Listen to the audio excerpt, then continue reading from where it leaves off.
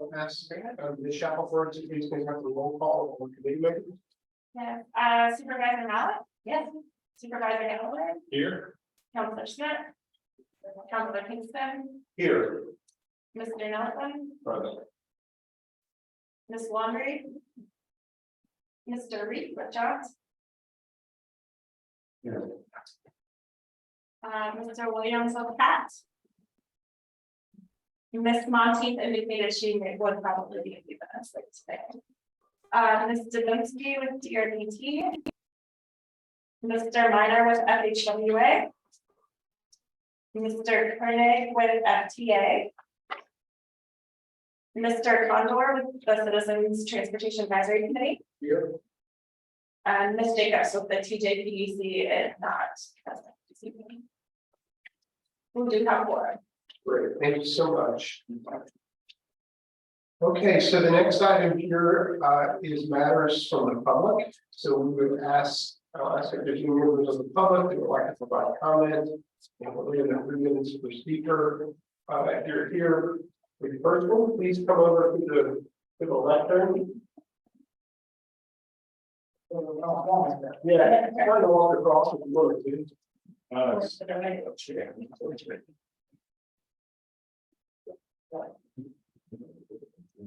Thank you, Lee, for coming all the way over. Yeah, just wanted to say that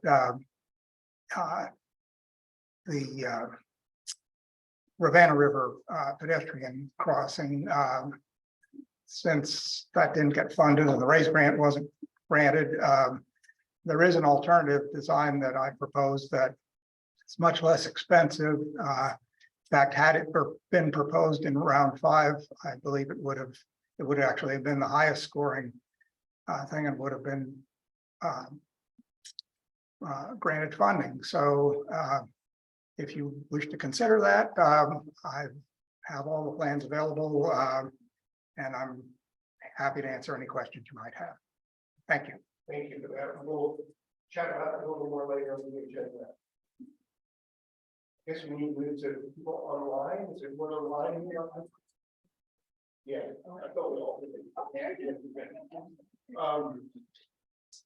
Yeah, is there anyone online who would like to speak? Please.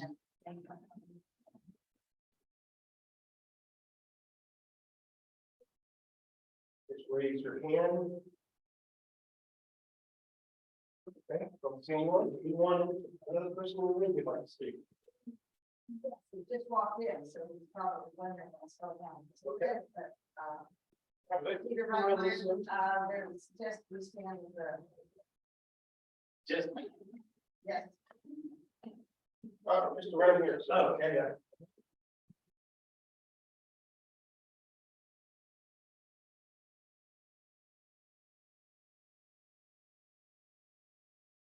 Thank you. Okay, Yes. I won't take much of your time. I'm Peter Reitmeyer. I'm a property owner in Charlottesville, employed in Albemarle County. And I have 2 concerns to share with you if I could. The Smart Scale project you're going to discuss today supposedly takes a broader view of the IV corridor.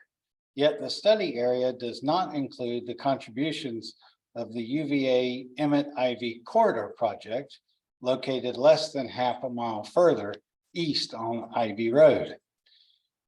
Recently, regarding that same UVA project, President Jim Ryan quoted, "This will be a crossroads for the university and the university's front door." The UVA Emmett IV corridor phase 1 will consist of the School of Data Science, the Karsh Institute of Democracy, the Performing Arts Center, the Virginia Guest House Hotel and Conference Center, and a 1,200 automobile garage. Additionally, phase 2 will consist of relocation of the Fralin and Kluge museums, storage for their collections, and even more development that's not yet determined. Incredibly, none of which are included in your study criteria.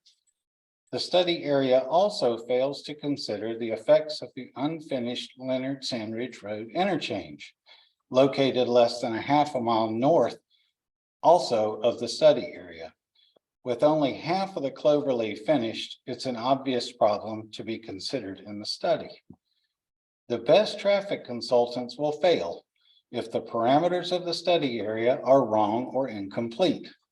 This one is clearly flawed by the omission of the significant traffic contributing factors. Please pause and have VDOT correct that criteria. Thank you. You want to online and raise their hands?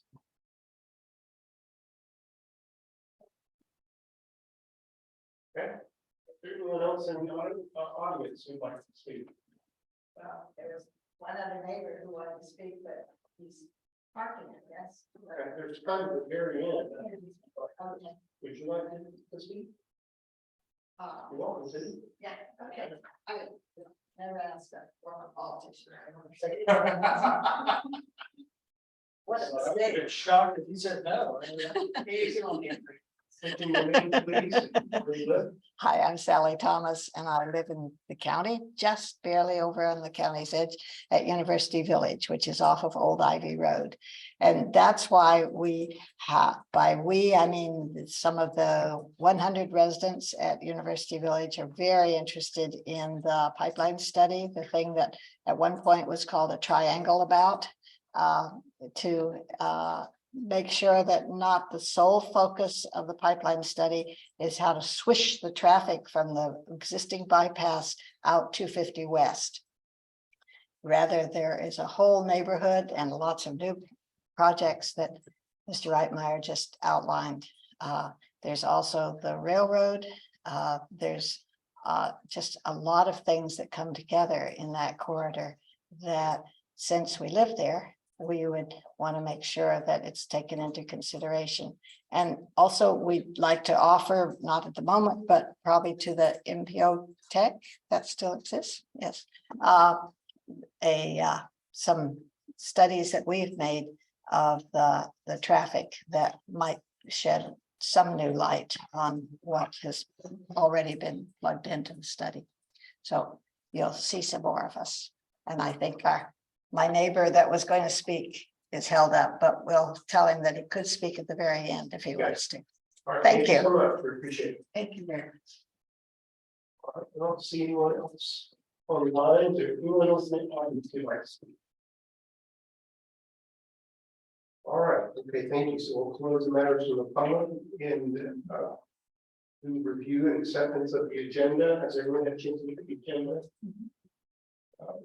Would you offer need to add anything to the agenda, or acceptable as it's currently ready? If no additions, then under acceptance of the agenda.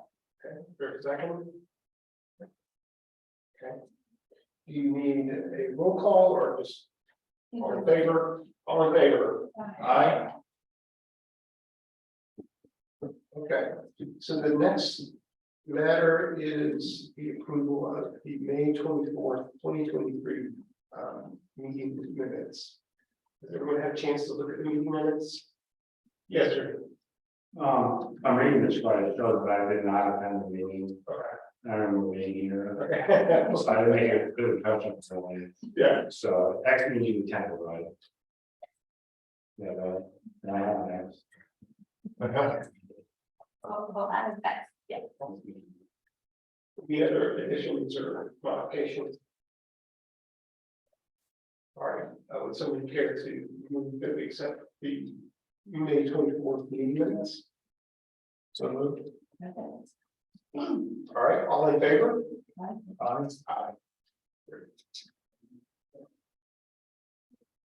Right, so the next item is an informational item, one map, a regional iPad map, and Sam, you will, I think it's their presentation of this. And let us know why this is. Yeah, this is really just an update to share with you progress on our work program from the previous fiscal year. And give you a little bit of background. So the need for this project, which is a singular map that combines bicycle and pedestrian data from the University of Virginia, the City of Charlottesville, and Albemarle County, was identified during the development of the Jefferson area bike and pedestrian plan that was completed in 2019. So there was some ongoing general coordination among staff that was involved with bicycle and pedestrian planning, but the actual work associated with developing the one map resource was never specifically listed out on any specific entity's work plan. So what was happening is that the TJPDC was providing some general coordination. There were ongoing discussions about this, but the actual development of the one map resource was kind of jumping around depending on the technical capacity of staff at different localities. So the City of Charlottesville was working on it for a while. I think Albemarle worked on it for a little bit, but we were never actually able to move the project forward to completion. And so what happened is that in 2023, the MPO listed this specifically to develop a resource on its work program. And so we worked to sort of look through what some of the challenges were with combining all of these data sets together in order to develop a resource for the community. So the purpose of one map is basically just to very simply have one combined data set for all of the bicycle and pedestrian data in order to help us with planning. This is not a planning tool, so we are not pulling in planned projects at this point. This is existing infrastructure that either there's been funding allocated and there's active progress towards placing the infrastructure, or the infrastructure is already on the ground, so it already exists. We also wanted to be really conscientious about managing the scope, so this is only pulling in transportation infrastructure on publicly maintained roads. So we're not looking at private trail systems, and we're not looking at maybe publicly available but recreational trails. So there's definition for what means the transportation standard. That's what we're focusing on with one map. And then one of the goals is that we wanted to pull the data from all of the different entities and make the data available for public use. So a couple of challenges that we ran into is that there are different ways that different organizations characterize their data.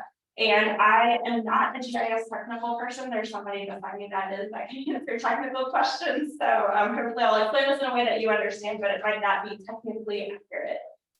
So some of the differences in how data is maintained from UVA versus Albemarle versus the city are things like whether or not the actual facility is coded or inserted into the map, showing the actual location of the facility versus being coded to the center line of the road. So you might have a sidewalk, and some places might have that as an attribute on the road layer, and some of those might show that as a separate facility beside the road layer. And then specifically, the City of Charlottesville also shows their sidewalks as polygon versus line segments, and there are reasons that they do that, but that's another area where there was some inconsistency between how that data is maintained. So we had some conversations about whether or not it might make sense to try to normalize the way all that data is maintained. But one of the things we specifically did not want to do as part of this project was create several different sets of data that were being maintained by different entities with the same data, because that leads to some confusion as far as trying to simultaneously maintain different data sets. So after some discussions, we determined that we would just incorporate the data as it was shared with us. So there would be a combined map from the user perspective. You'd be able to see the data as a singular network. But if you look back through the attribute tables and the GIS data, if you look under the hood, there will be differences in the data. So the other thing that was happening is that VDOT at the state level was undergoing some initiatives to maintain some of this data on a statewide basis too. So they were reaching out to localities and MPOs asking us to provide this data back to them in order for them to maintain that.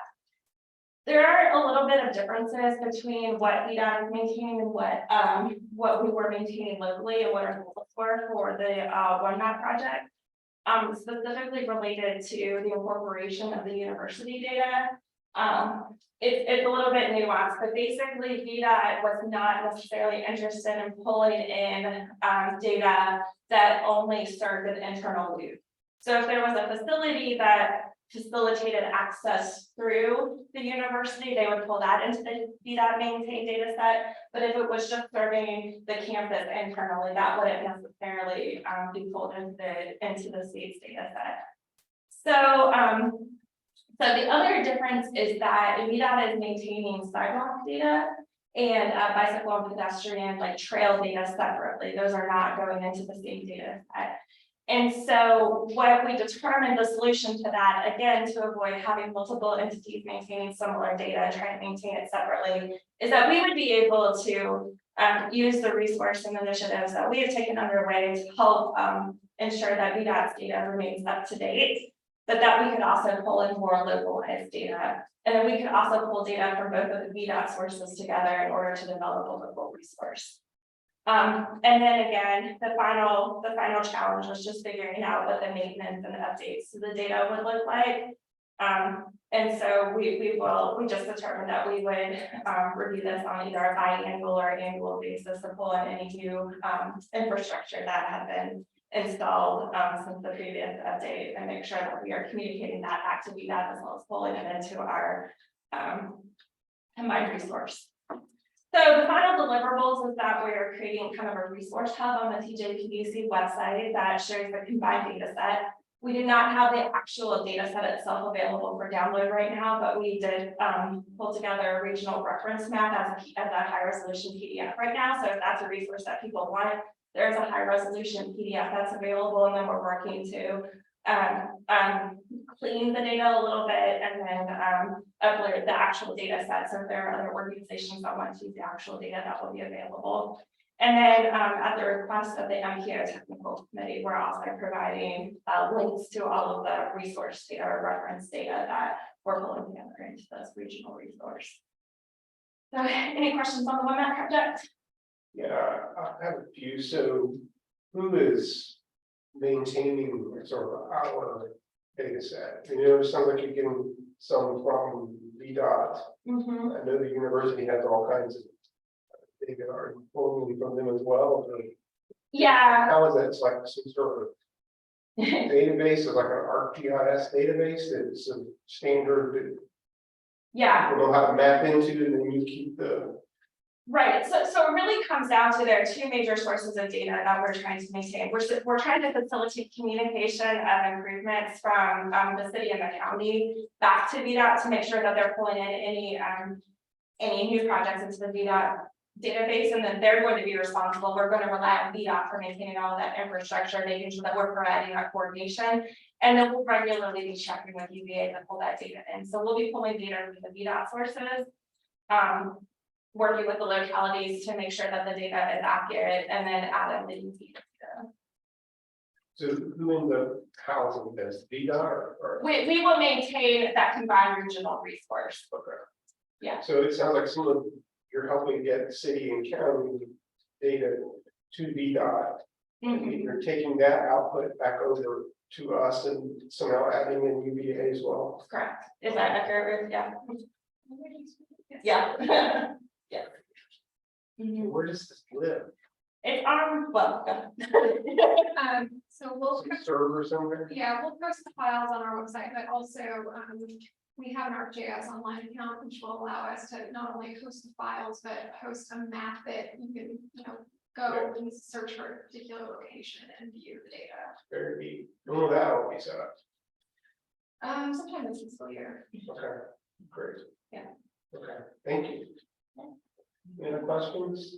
Yeah, thank you. I was just clicking on your active projects GIS, and now you've explained why it isn't present. So that's fine.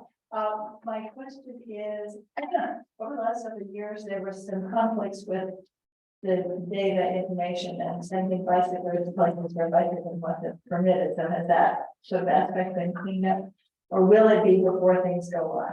I think we're resolving that by making sure that the data that we're providing is already vetted through like a VDOT process. So they're only going to be maintaining the transportation data on publicly maintained facilities, and then pulling in UV's data, which is also a public access, and UV is providing that information too. So Parks and things would not be.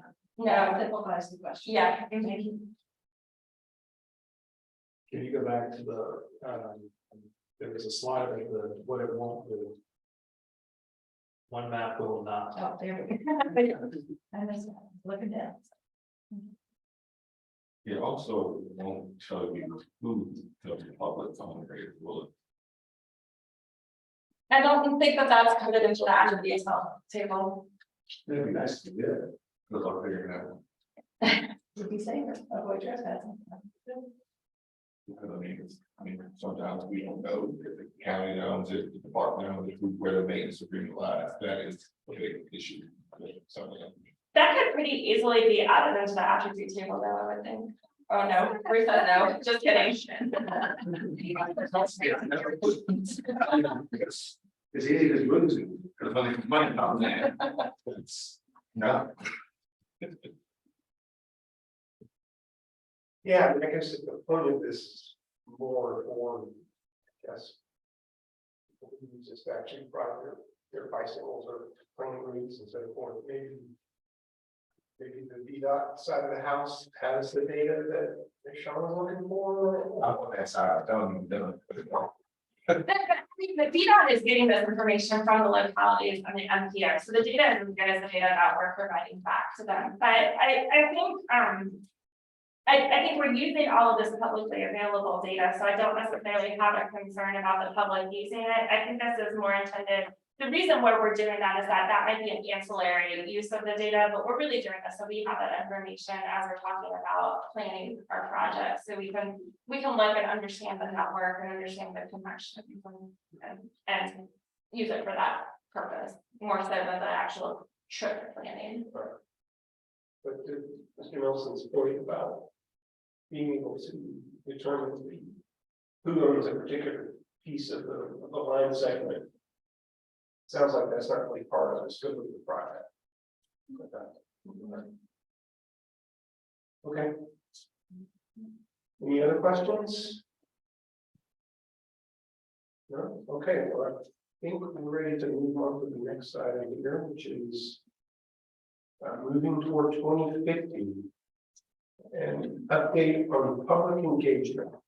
Yeah. Andy again. Yeah, I'm pleased to be able to talk to you a little bit about our long range transportation planning process and some of the feedback we've been hearing so far. So just to give you a little bit of an overview of where we are right now is we really started in earnest. I'm doing this broad open to the public engagement effort at the end of June. So if you'll recall, in February, we had our first meetings with stakeholder advisory groups to get feedback on the overall goals and objectives, the language, as the encompassing what we want the plan to encompass, got feedback from them, vetted it with you all, and finalize our goals and objective language. So now we're trying to get feedback on among all of those goals and objectives that we're hearing from. How do we prioritize among those? What's most important to the people in our community regarding those goals and objectives?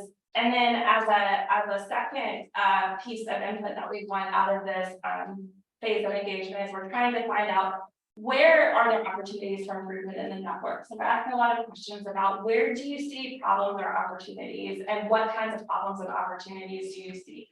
Are you having trouble getting places? Why are you having trouble getting places? How are you trying to get there? Are there specific safety concerns that you can let us know about that maybe isn't being reflected in the crash data? Other places where congestion is a barrier for you, and maybe it makes it really hard for you to efficiently or effectively or reliably get stuff there. So we want both of those types of feedback. The first part is going to help us in a data-driven process to bring in some performance measures and weigh those performance measures against each other, so we can take a data-driven approach to see what the data is telling us. And then the second part of that, we're going to be able to map all of that feedback that we're getting through those public comments, and we're going to be able to put both of those pieces of information together to get a sense of where the community is identifying challenges in our network. So that's the information that we're collecting right now. So we started at the end of June with a virtual informational webinar and a drop-in open house, and you can see that our attendance was pretty modest at those events. We had 4 people attend the informational webinar and 6 people attend the open house. We also launched a measure cross survey. So this number is a little outdated. I checked it this morning. So this was on Monday. I checked it this morning. I think we're about 235 responses now. So we're consistently getting responses, and I think we're up to almost 900 map comments where people have identified that there's an opportunity or a need. And then yesterday afternoon and this morning, our staff was at the downtown transit center. We talked to about 45 people at the downtown transit center. We have staff that is at the CRHA this afternoon with talking to some of their committees, and we're on other agendas. And I just found out that we will be tabling at the National Night Out event on, I think that's on August 1st. And I'm communicating with Albemarle County to get on the agendas with the community advisory committees. So we have some upcoming public engagement to continue to reach out to the community. And I already explained all that. There's some other avenues that we're exploring as well. So this is what we're hearing so far, and I want to caution this by just saying that this is preliminary information. So I don't know what the final numbers are going to be, but just wanted to give you all a sense of what we're hearing. So the first question we're asking is, we're listing out all the goals and all the goals in the survey, and we're asking people to sort of like, you have a budget, how much do you want to spend each of those goals? And so this first column right here, the top is from the survey response, and then the bottom is from the feedback we got at the transit center. The highest priority is safety, followed by the environment. And then this one right here is the multimodal accessibility, then land use coordination, and then the efficiency that we group together with economic development is a little bit lower. And then interestingly enough, based on just the feedback we got from the comments at the transit center, the priorities were actually the highest was efficiency and economic development from the transit users, followed by the land use coordination and safety, and then down here at the bottom was environment and multimodal accessibility. So it is kind of interesting to see kind of maybe what the survey responses are versus the priorities when we talk to more targeted user groups, and we'll continue to collect information through our engagement. Any questions on this before I move on to the next slide? I may have missed the link to the MetroQuest survey, but Sure. could you send it? Yeah, I'll be happy to do that. All right, so for this survey, we're not trying to replicate this question necessarily in our in-person engagement, but for the survey, we asked a series of trade-off questions. We're asking people to kind of give their indication on, you have to make a choice between two different improvements or two different choices, which choice do you prefer? So the first trade-off we're asking is, how important is it for us to prioritize roadway improvements versus how much is it important for us to prioritize multimodal improvements? And so you can see that based on the survey responses, the highest priority, that there's a clear preference in the survey responses for this multimodal choice as far as which modes should we be focusing on investing our transportation dollars. When we talk about access, the question we're asking is, is it more important to prioritize access to jobs or access to non-job destinations? And again, the point of this question is really to say both of these are important. If you have to make a choice, which one would you prefer? And clearly people think that they're both very important. So there are a lot of people that are choosing in the middle. So I wouldn't say that, you know, the middle choice is neutral. I wouldn't necessarily interpret that people don't have a preference. I would probably interpret that more as people think that they are very important. And then the last question is asking people to choose as far as how we should prioritize investments into meeting our carbon reduction goals and air quality goals. Is it more important to focus on congestion reduction, or is it more important to focus on active and public transportation? And there's a clear strong preference over here for people saying that they think it's more important to focus on the active and public transportation. So any questions on that set of information? Okay. So the last thing that we did was just the last thing we're asking is just some optional demographic information to try to have a good sense of whether or not we're hearing from a representative sample of the population. So we did not really collect this information while we're talking about the transit centers, but we're using this feedback from the survey, from the people that responded to the survey, to make sure that we are doing more intentional engagement to underrepresented demographic groups. So the first question is just, how do you get around what's your primary mode of transportation? And the blue semicircle right here is driving alone, but there's also a pretty good distribution of blue carpool, who ride their bikes, and who walk. There are some smaller segments here for people that the green is people who use transit. So we obviously got a bigger number of feedback from those folks today, and then there are some smaller portions that maybe use a taxi or something like that. As far as the race of people who are responding, we're hearing largely from people who identify as white or Caucasian, but we do have a little bit of diversity among the people who are responding. But again, that's a place where we're really going to want to look at what is the demographic makeup of the region as a whole, and make sure that we're hearing from a stronger diversity of voices in that feedback. Age range, it's a little, we have pretty good representation from the age of about 25 to over 65, but we have very small amounts of feedback from people who are younger. So we're planning to try to coordinate some outreach with UVA students on campus. And that should help us also get some good feedback from that demographic, which is a large portion of our population. And then household income, we do have some folks who are responding that are in these smaller brackets, but you'll see that the majority of people who are responding, their household income starts at about 75,000, and it's pretty strongly skewed towards the upper end of the income level. So we're also working to make sure we're getting out into the communities, and some of those communities where the income levels are on average a little bit lower. And then there's maybe a slight disparity towards maybe the feedback we're getting is a little bit more heavily coming from people who identify as male versus female, but there's a fairly even distribution on that. But any questions on who we're hearing from? I think the important thing to notice is that we are keeping an eye on this, and we are working to be very intentional about reaching out to different segments of the community. So we're just gonna keep rocking out some of our engagement, keep trying to make ourselves available to the extent that we can, and working.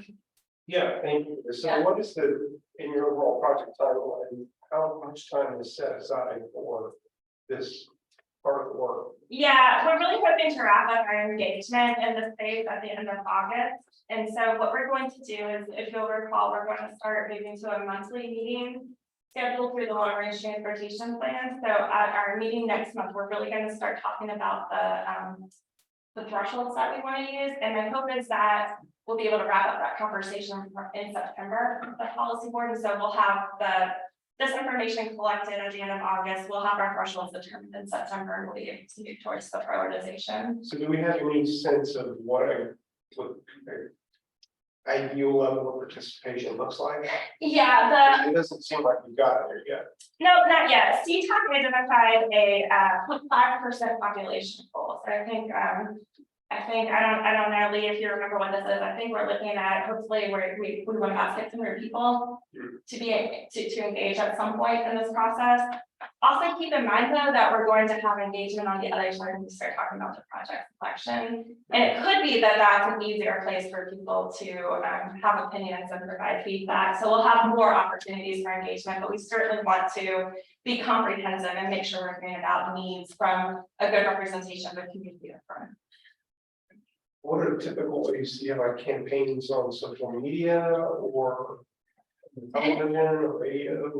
Yeah, we're not doing television and radio. I will say that that Natalie Austrian came to one of our CTAC meetings and posted on Twitter, and we probably got 60 responses from that. So if any of you tweet, I'm not on Twitter or X or whatever it's called now, but if any of you all have networks and want to get it, out that way, that's really helpful. But I think I emailed probably 200 people directly asking them to share it. So just asking people to share it by their networks, and then finding these opportunities and finding these groups where we can connect. It's also important to know that some of these communities, the survey may not be the right way to get feedback from them. So also just being really thoughtful, working with groups who work with communities that are underrepresented to coordinate with them on how the best ways to get this information. So I wonder if there's a way we can, the city or county, Usually got for the communications department and have them posted to our social media in the city. Yeah. Would that be helpful? Yeah, I'm not sure. I'm not sure if they picked it up. I think it might have put something on their calendar, but I can follow up with the city. I think that's a county as well. Yeah. So, because I'm old, and before the internet, back in from 2000 to 2010, public meetings, what is now CTAC chart, members took maps and went to places like school cafeterias and churches and sidewalks. And people looked at the maps and it was all right there, and they could say, okay, well, this is a rotten corner, and I almost got run over here, and those kind of things. Very direct, very one-to-one. Finding the solution at this phase of how to reach people in a genuine way as opposed to some survey. They may only read 3 sentences of information before they answer a question, and to me, that doesn't give them the information they need. Yeah, So I'm sort of an old friend.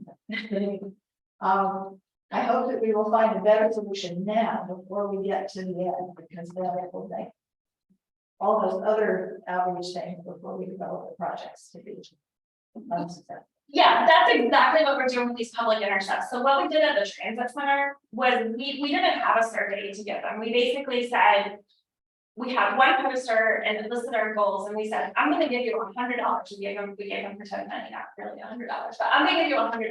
Help us figure out how should we spend this, and we would talk about what their priorities were. And then we just asked them, where's the transportation system not working for you? Where are you trying to go that you can't get to? Or have you noticed any safety concerns? So that's exactly what we're trying to do. We have maps available, and we're just trying to talk one-on-one with people who are willing to have these conversations with us. So what are you planning to do in that month between now and August, which is when you said you're starting the outreach? Yeah, we're going to keep that. That's what we're doing at all of these. When we say that we're going to get out into the community and talk to these groups, those are exactly the conversations that we're having with those groups.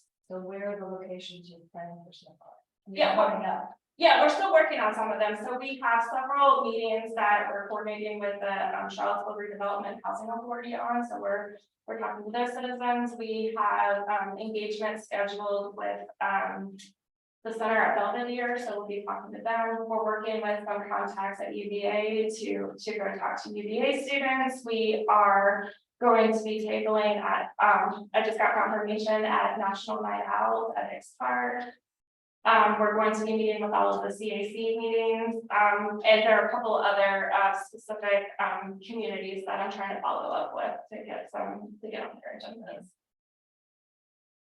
Well, I guess the county will do a night out as well, so we need to figure out where that is going to be. Yeah, and the challenge is that Where you're focused here, so that's a concern. sure, yeah, We got 100,000 people out there that need to be asked. understood. And some of this is just having the right contact. So I would love to figure out, yeah, I'd love to figure out like who I need to call at the county.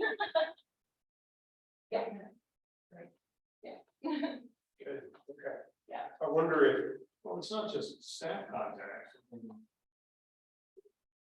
I've been talking about the CACs for 3 or 4 months, and that's gonna happen. So we started talking about this a while ago.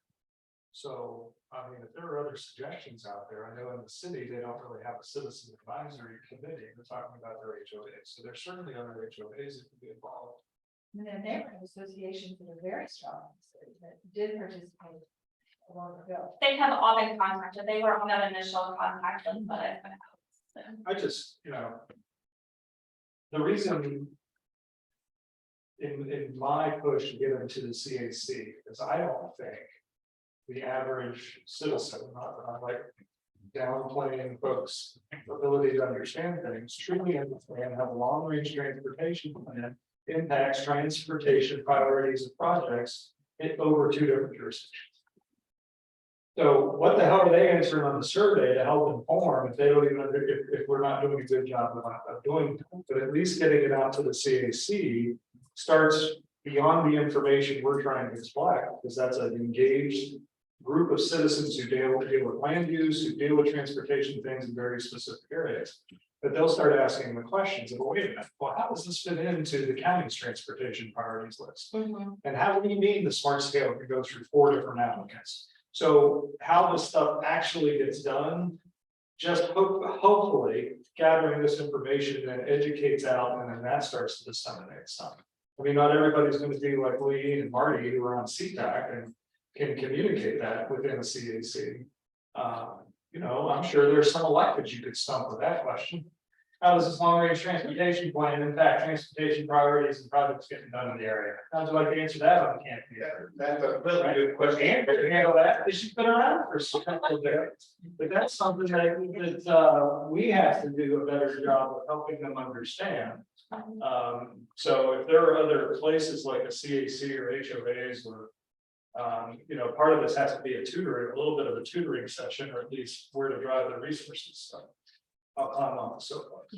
Good if we could like put this in the city council.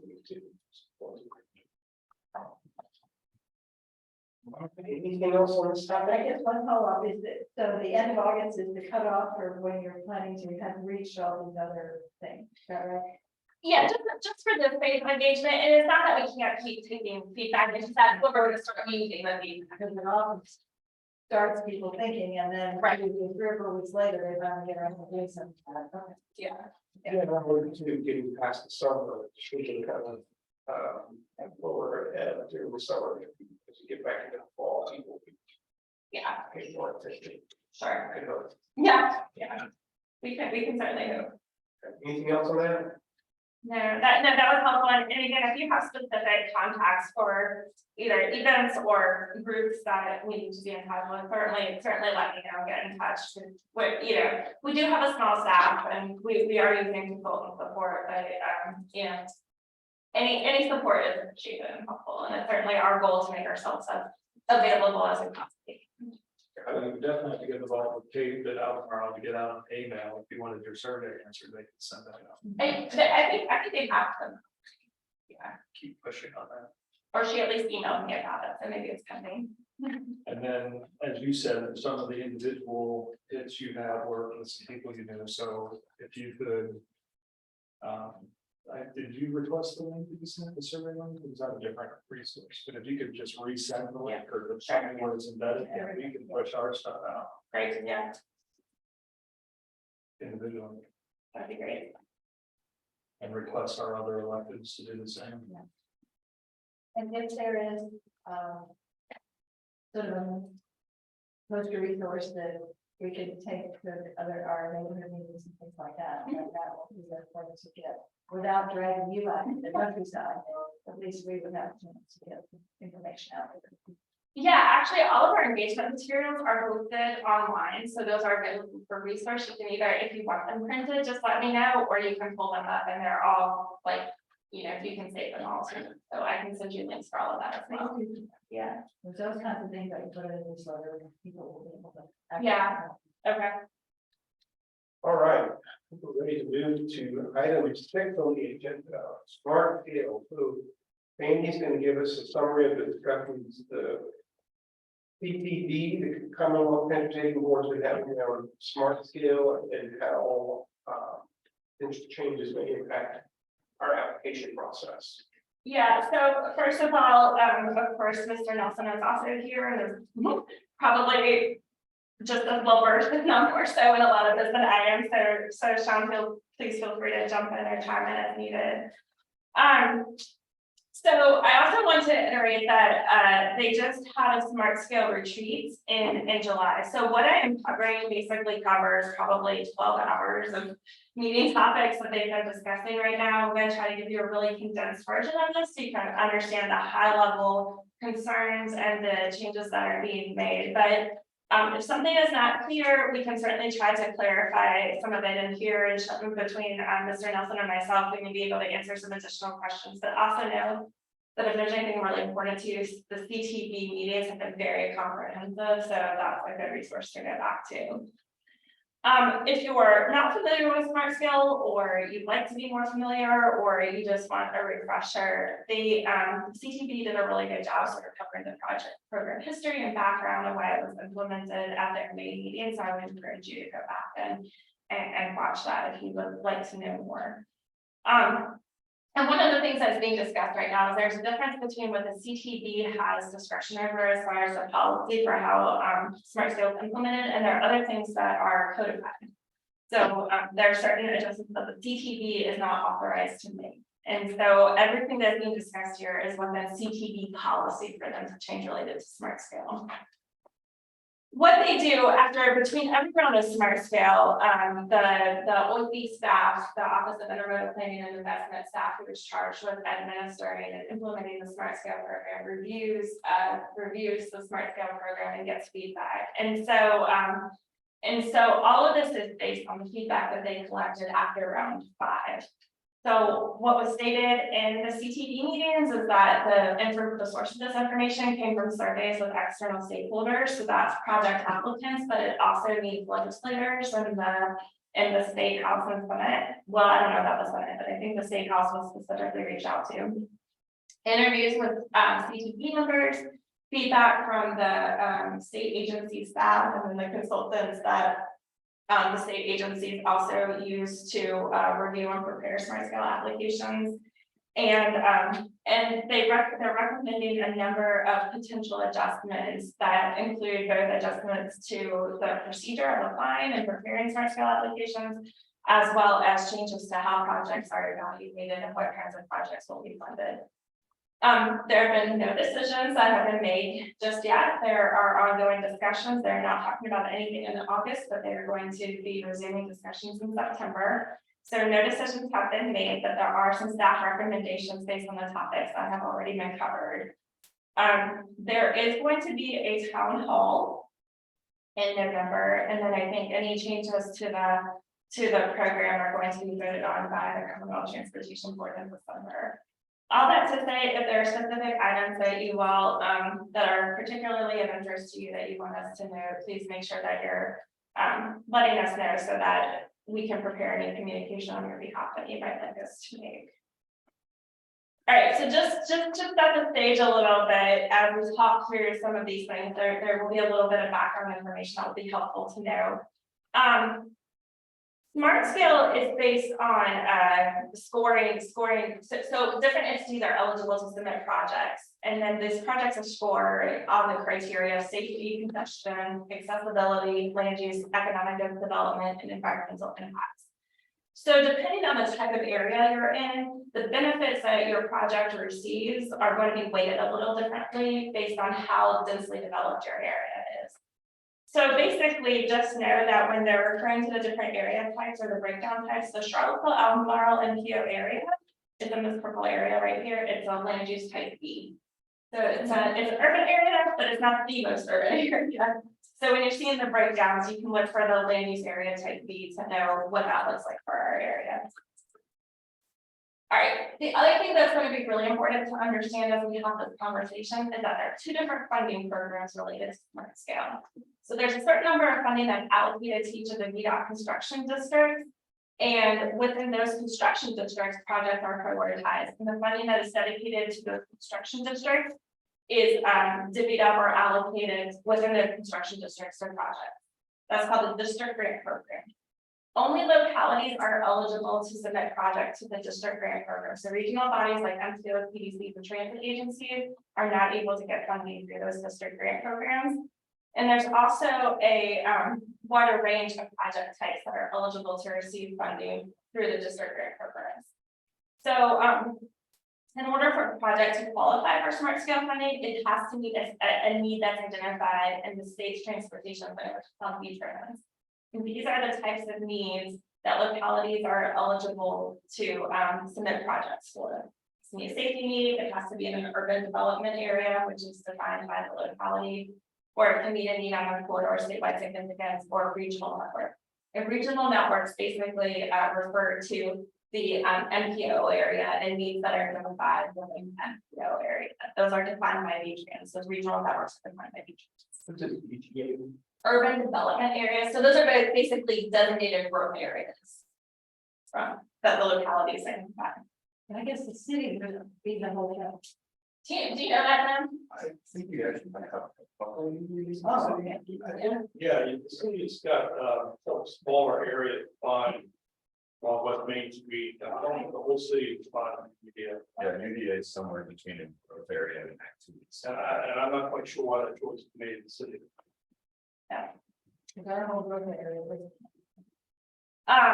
So the second program is basically the high priority programs. So, all the entities that are eligible to submit smart scale projects that are not localities are eligible for the high priority program. So that's MPOs, CDCs, and transit agencies. And I think, and also the state, or the CTP, I guess, as an eligible applicant as well. I don't know about right, but maybe. So the only projects that are eligible to receive funding through the high priority program, which is competitive across projects all over the state, are corridors of statewide significance and regional networks.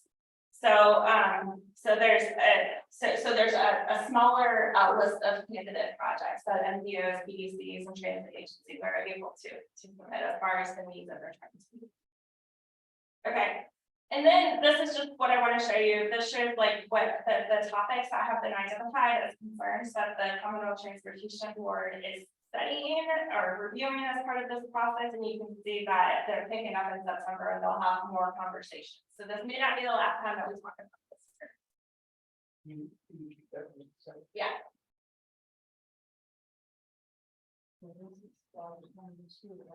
But these are the things that stakeholders that kind of come up with as some of the issues that they see in the smart scale project.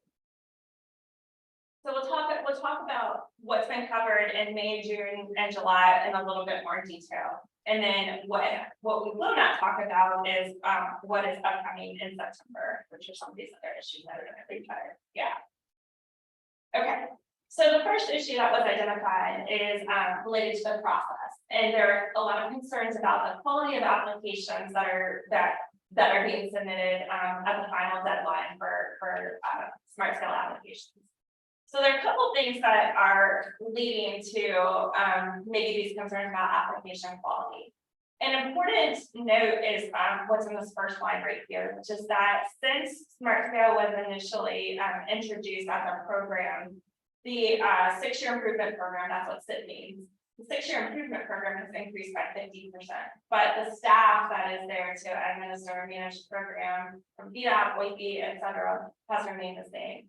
So what is happening is that there's just some limited capacity that is driving some delays in developing the project applications. So there are organizations like ours, the MPO, like our MPO staff works to develop a project applications, but we are supported by VDOT. There's so Michael and Chuck, for example, help us to identify consultants, help us with the project preparation. And there are consultant resources that are used to help prepare projects for application. So because of the size of the program has grown and the staff has remained the same, there's starting to be a backlog. And so we're getting to the point where the applications are being submitted and the applications aren't completely ready. That could be because there's more information that's needed from the locality. It could be because there are delays in things like developing final cost estimates, things like that. But applications, we're getting to the deadline of submitting the applications, and we're still waiting for some of the information to be finalized or developed. Another thing that so what they did was they looked at the overall I guess like success rate of based on the number of applications that each entity is submitting. So currently our area, MPOs, counties, cities, et cetera, all of the entities in our area are eligible to submit 4 smart scale applications. So it's 4 applications we have to prepare. Bigger areas are allowed to submit 4. I think they're currently allowed to submit 10. So what they looked at is there a difference in success rate between entities that are submitting their maximum number of applications and entities that are submitting a smaller number of applications? And what they found is that the number of applications that an entity is submitting is not necessarily translating directly to those entities being more successful as getting projects implemented. So they're finding that there are a lot of applications that are being received. Only about a third of them are getting funded. They're competitive enough to get funded. So and it's not necessarily leading to a better success rate in the projects for the entities that are preparing those projects. So the concern is that there's a lot of time and effort on everybody's from everybody's perspective that are being spent on unsuccessful applications. So you can see over here the potential solutions that are being recommended right now is to reduce the application cap for all of the entities. So for our area, the application cap would be reduced from 4 applications currently to 2 applications. For larger areas, it would be reduced from 10 to 5. And the idea is to be able to better support the development of the applications that are submitted.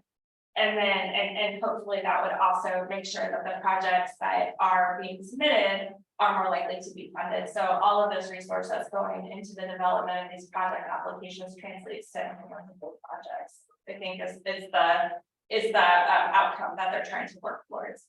There's some other procedural things that I don't think are necessarily going to meaningfully impact how we do smart scale here regarding like streamlining of the portal. But there are some concerns about addressing project readiness, making sure we have all the necessary approvals up front prior to the final submission of the application.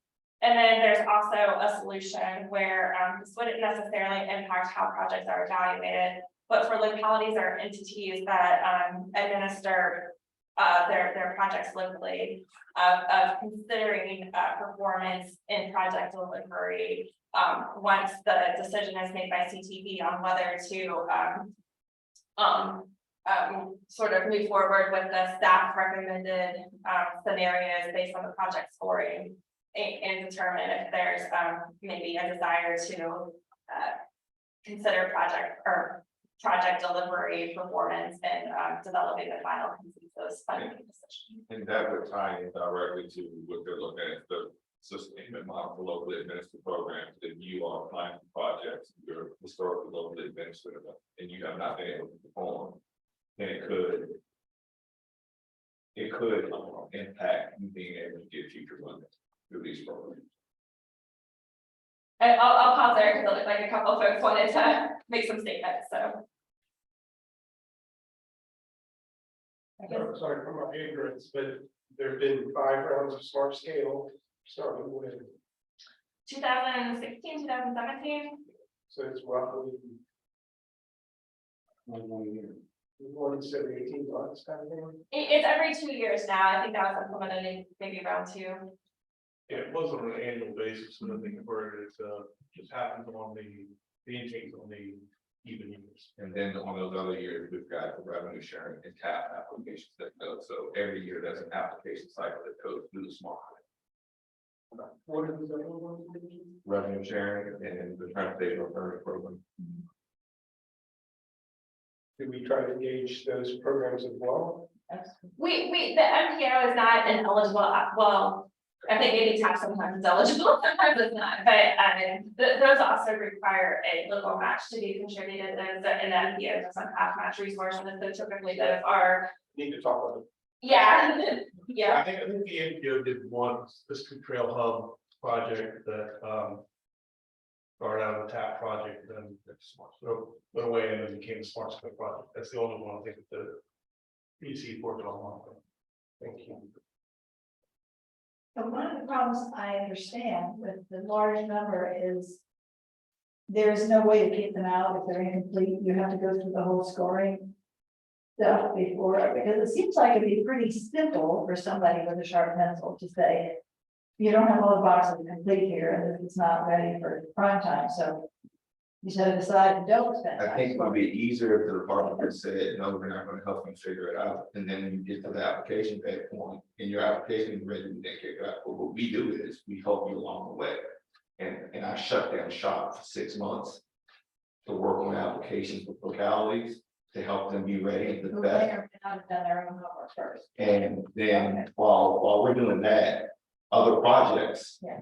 aren't being worked on. Got it. So those are getting behind. So what is, so by going from 5 to 2 or 4 to 2 or whatever, you would still do the same hand holding all the way along, just with 2 instead. Yes. And I think one thing that's interesting to see, I think we had 38 applications in the last round. Remember the state's divided into 9 districts, each of them sort of works somewhat different than the other. Richmond, I think, has something like 100 applications. One thing that's a little bit different, the solar, the VDOT districts, the western part of the state, especially our district and Bristol too, we provide a lot of service to try and develop a really good concept plan and develop a really good estimate. So we've been able to handle that. I think this is probably, I don't want to say that it's not a lot of work for our district, as Sean just said, we pull a lot of our resources, our engineering resources that would be normally managing projects that are already funded to work on this. But we've done a better job of actually helping localities really define what the projects are. That kind of services that provided in some of the other districts, especially to the east of us. And I know all that good preparation has helped us to do really well in the last couple. Exactly. And I know people who didn't get funded are always trying to attack the process instead of making their own, which is better, so, and I But there is, keep on making our projects. there is, I mean, we call it like, we call it that 5 million paper cuts. I mean, there's a continuous of all these projects. Are they really where we need to be spending our energy? Because that's what we. But that doesn't seem like if you sort of slash the number of possibilities that people have, it's going to force folks to be really prioritize what's truly important to them. But in this whole process that things can go through, there's multiple threads being pulled on. Yeah. And when you pull on all those threads together, I think the impact to the program leads to bigger projects of higher significance. That makes sense. And impact is what we're trying to do. Because we do also have this issue where we're building based on the benefit cost ratio. It's that we're building a whole lot of smaller projects where the scope probably needs to be a whole lot bigger than just be that. Yeah. Which is right back to where we were when we tried to do 118, and they said it's too big, and we can't have all that money to do it right, so now we're gonna do something happening. But anyway, go ahead. Sure. I don't like going around. And let's just circle this board. I'll try to pass over each of these sections, but some of it, as Sean said, is very intertwined. So sometimes there are like multiple things that have to come together before you kind of talk about the outcome. So again, one of the concerns was, or one of the pieces of feedback they asked from the applicants through this process, do you feel like there's any sort of bias? And so the feedback they got is that, yes, we feel like there's a 59% of the, or 59% of respondents felt like there was some sort of bias in the smart scale process. And the biggest response was related to small projects. It's easier to get small projects funded than it is to get these big projects funded. So just a little bit of definition background. I'm not going to spend a whole lot of time on this, but when they're talking about small projects, they have defined this as projects being under $10 million, and basically 60% of all of the applications are small projects, or less than $10 million.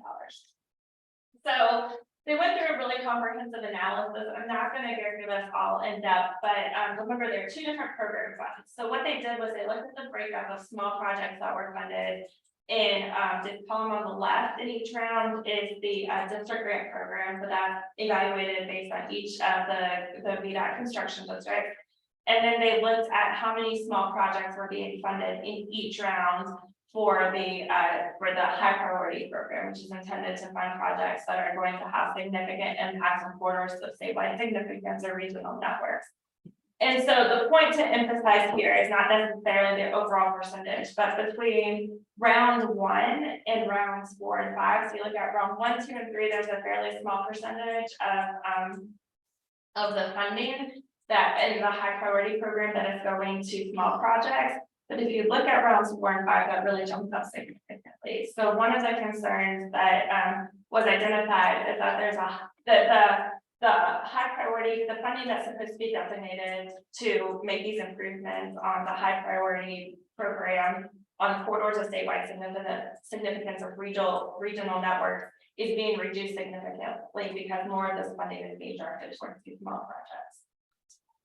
Sounds like a little judgment, although because I mean, I don't know, I would say what's wrong with that 4 and 5, which percentage is still less than a quarter, but.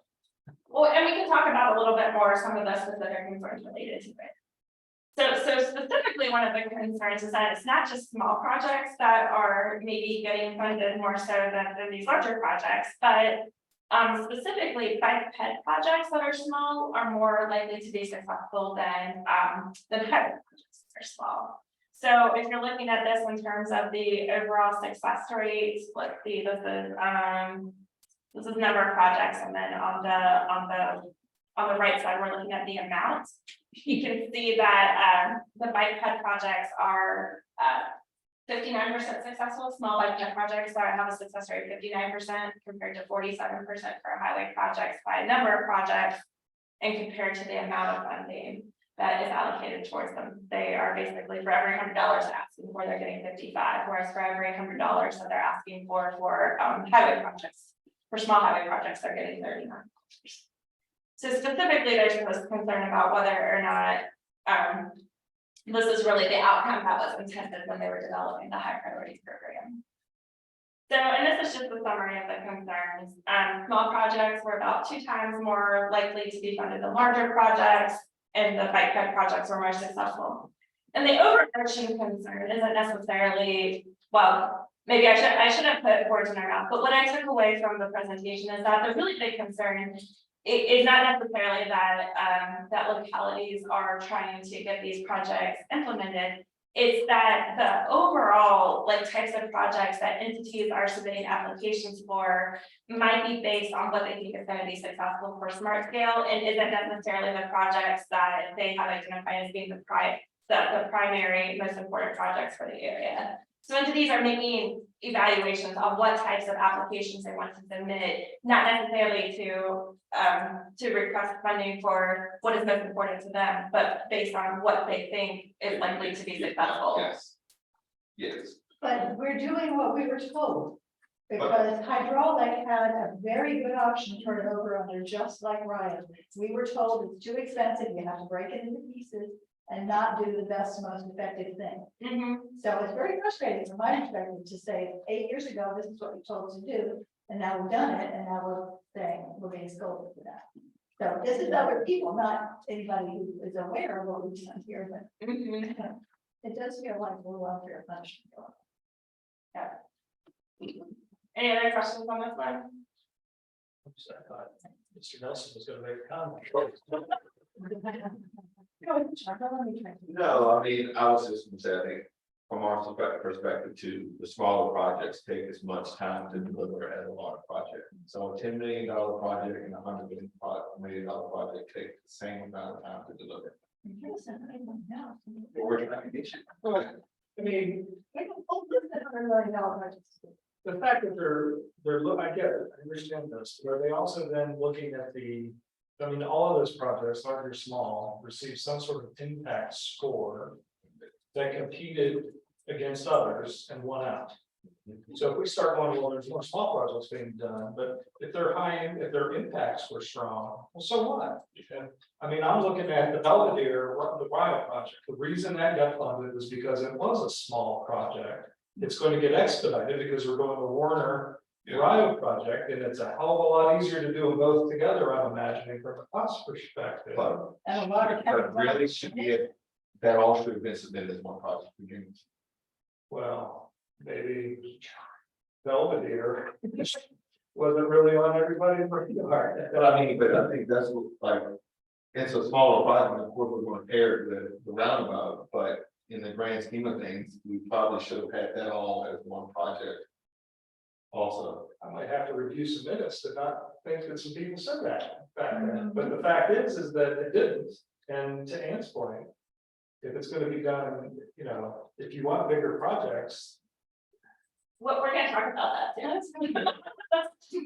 Yeah. We've got big projects, we've got small projects, but the opening point that I'm trying to make is if we just start having a bias against because something's small or large without devoid of understanding the impact, because a small project can have a huge impact, especially along the corridor. But that to me starts to get a little concerning. All right. So this is going to get into the sport and funding analysis a little bit. So we're talking about this is raising the concern. And so then I'm going to talk about what are some potential changes or revisions to the program as far as exploring definitions of types of projects, project eligibility, et cetera, that could maybe shed some light on what is happening. So they get into a little bit more of the analysis here. So the concern isn't necessarily about the funding of small projects. It's really the concern about the high priority program dollars funding small projects. And remember, localities can still submit projects to the district grant program. And so the concern isn't really about that district grant program funding, but about how to spend those high priority program dollars that MPOs and PDCs are eligible to submit projects through. It's the strategy, right? It's Albemarle's got a certain amount of applications they can put in. So MPO and PVC has a certain amount of projects they can put in. Or there's just one project that we know is eligible that they can put in for us, can you all submit this? That's what's happening everywhere. And all of those projects really regionally significant. That's, But high priority is supposed to be regional as opposed to single locality. Yes. So which is not- Yes. All right, so. So you just let me repeat it so that I make sure I heard that accurately. You're saying that localities are going to MPO and saying, put this in for us, even though it's not a regional product. A regionally significant product. yeah, And then that MPO is just going, sure. because they have a certain amount of applications they can put in. Not every MPO goes through the same process that we go through. So I think we try to be pretty thoughtful about it. Okay. Yeah. Sounds like an answer to that is direction to the PDCs to stop doing that. Or maybe the changes in the process. Fair enough. But before we get there now. There's more. Yeah. So one of the pieces of information that has come up, I've heard this in the last couple of rounds of Smart that I've been involved with, is really this impact of the land use score. So the land use coordination is one of the scoring factors in the smart scale process. You can see there's safety, congestion, accessibility, land use, economic development, and environment. And land use is really intended to measure how well a project helps facilitate transportation efficient land growth. So it's really talking about like how many places are being connected well, or how is this increasing access among like a dense populated area in order to help support like those land use goals that you all are identifying through your comprehensive plans.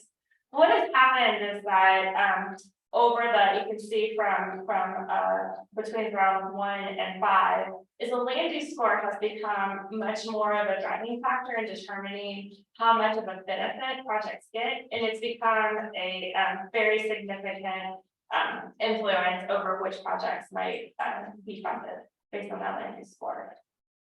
And this is specifically true as you start talking about projects that are lowering cost of the small projects. So you can see that if a project is under $10 million, over half of its score is coming from that land use benefit. And as the project value increases, a smaller portion of the benefit for that project is coming from that land use score. And this is also true when you look at the different node types. So for bicycle and pedestrian projects, 74% of their benefit score is coming from the land use criteria compared to highway projects. And the one, no, she talked about just in round 5. Yeah. So go back to the previous one. And that's by round just use. Percent, okay, but it's percent of house. So that's not with the others showing. Right, correct. It's not showing what the breakdown is for the amount of benefit they're getting from the other project. And so again, in round 5, you can see that for bike ped projects specifically, 74% of their benefit score was coming from the land use scoring category compared to 57% for highway. All right. So one of the things that they talked a lot about at the Commonwealth Transportation Board meeting is that the current way that they provide a land use score is based on where the project is located, not necessarily on the project benefits that are coming related to land use. And so they had a lot of conversation about how land use, because everybody agreed that land use should still be considered, but shouldn't necessarily have that much influence over which types of projects were being recommended for funding. And so what they're recommending is that instead of getting a standalone score for a land use factor, so instead of having land use being a standalone score, it would be converted to a multiplier. And what that means is that you would still calculate the land use benefit from a project, but instead of getting a score, you would get a multiplying factor that would be applied to the overall benefit score that you're getting in other areas. And I'll show you what that looks like in a minute. So I'm going to pick on the Avon Street multimodal project here for a minute. This is a project that was funded.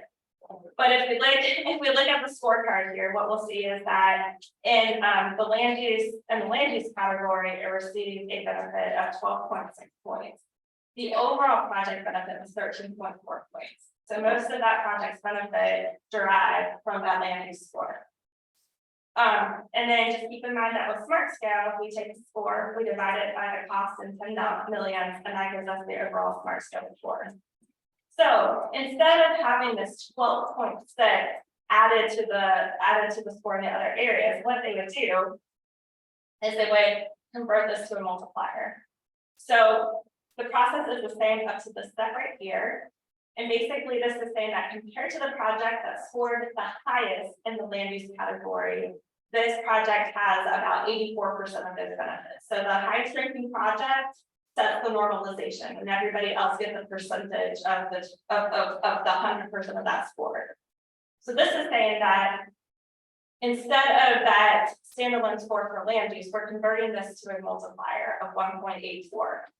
It gets 84% of the benefits of the highest scoring project for in the land use practices. So what we do is we have to reallocate that 15% that was designated to the land use score. And what they're recommending is allocating that to a combination of congestion mitigation and safety. So we take that 15% and we add it back into other categories. Instead of this land use score, we create a modifier.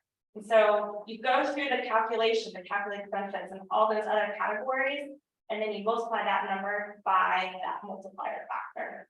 And so instead of having an overall benefit score of 13.4 for the Avon Street multimodal project, you would end up with a benefit score of 1.66. Maybe not even perfect. A whole lot of conversations about like, do we really want to be awarded projects that have a score of 0 and safety? I mean, that's where a whole lot of this conversation is coming about. I mean, we're making an investment, but there's 0 safety benefit. Go back to the previous one. Is it 0 there too? Yeah, I mean, because what you do is just change the percentage and then took out the land use score. So it had all its points from land use. So the idea between doing this multiplier is that you're basically still rewarding projects that have good land use that is creating these like transportation efficient land use goals and supporting the efficient use of land and connecting that with transportation planning. But that the land use score by itself isn't driving which types of projects are going to be successful. They have to have strong benefits in other areas in addition to just the land use is the goal they're trying to accomplish. And they're specifically calling out congestion mitigation and safety, or is that just getting called out in this example? It's being called out here because this 15% of that score that's coming from land use has to be reallocated. And the board has it. I mean, they could say it all goes, that 50% all goes to safety. Okay, so at some point they're going to say that, like. Yeah, but these are the allocations that are part of the staff recommendation for where these ones should go now, but that is not a final position. You're talking about the hierarchy would be, it's not that the application doesn't choose the it's congestion is where they're gonna put. Yeah. Yeah, it's how it's. They got to redistribute the 15% or whatever is the percentage in land use. In the process. Yeah. Yeah, so, yeah. That'll be dictated. Yeah. The board has to. Yes. So right now they're saying that, you know, one of the pieces of feedback they heard is that people thought safety was under prioritized in the process. So if we're divvying up this 15%, we should probably at least put some of that on safety. And then congestion mitigation as well for our areas. Any other questions on this one?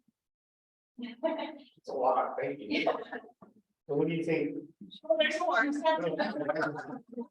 Is all of this, like you pulled all this, It's all so it's all in the CDD's minutes or specific names? And it's on YouTube, there's videos. Can you share this? Because I've been trying to find these in my packet, only a couple are in this one. So I really can't discussion.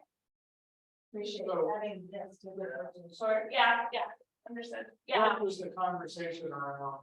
I don't want to get into, congestion mitigation over safety or saying, blah, blah, blah. But, you know, if you go back to the original story, Like, I guess this project got 0 for economic development, which baffles me a little bit, knowing that project. But, is it in, I guess that's the better question. Is the discussion around all those different categories and how they arrived in the minutes, so they discussed all of these?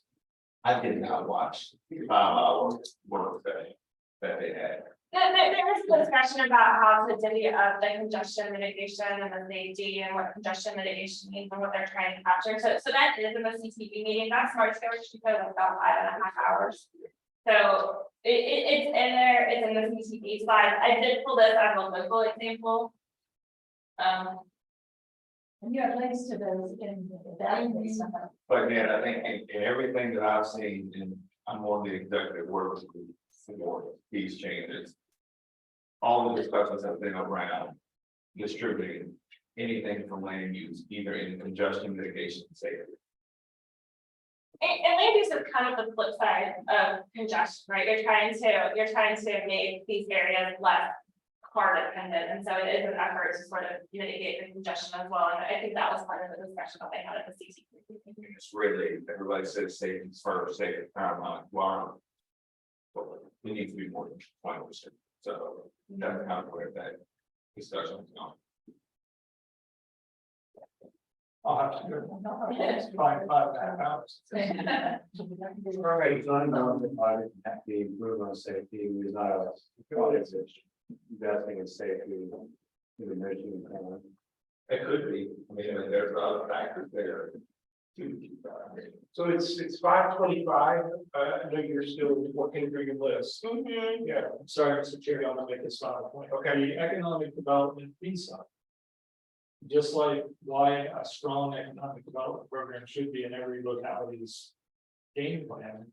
In terms of producing resources that aren't just going to the way we raise funds.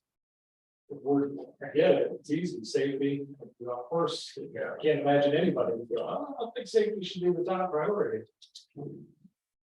But we have, I mean, I hope that there was discussion around, well, what is the consequence to the others? Because if you're not considering transportation projects in a way that positively impacts economic development, you're going to start sliding your ability to get resources that are needed to pay for the transportation projects that we're trying to get done. Agreed, and I think you have to realize it's all based on the area type too. There's some area types where the economic development piece.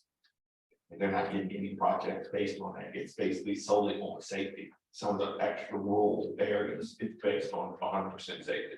I guess my question is, given what we've seen today, I think you've got a couple more slides. Would the next step be for us to read these ourselves and provide some feedback directly to Sean, or? Thanks to town hall. Yeah, well, it could be the town hall, or if there are specific items you would like to talk about potentially, we are having a meeting in the programs. We could also take your comments. It sounds like we should add this to that meeting to talk about it. So, yeah, I'd like for that to be a more brief conversation. So if you have specific thoughts, you can send this to me ahead of time, and I would be happy to collect them all. okay. Yeah. So I'll try to get through the rest of this pretty briefly, but I think we can also maybe move through the rest of the agenda officially, because I think this is important for you all to be aware of. Yeah. Sure, and you're gonna give us these slides. I will send these slides out. Yeah, and also I kind of Frankenstein's these together from several CTV meetings, so the numbers don't necessarily match. All right, so they also what they did was they went through some different scenarios to show what the impacts were. So for example, when they modified those land use factors, what they saw is that the average size of the projects increased. And then but the overall total number of projects was reduced. Specifically, you can see that for our land use type, it removed about 10 projects. So this is a change that would not necessarily impact the localities, but would impact the MPO. And so we talked about that high priority program and what kinds of projects they want to be funding through the high priority program. Right now, the high priority program is really defines where projects need to be located. They have to meet a need that is identified on a corridor or statewide significance or a regional network. But there's no specific guidance or requirement for the type of projects that are eligible for the high priority program. And so again, addressing the concern about the high priority program funding going to small projects and specifically to small bike head projects.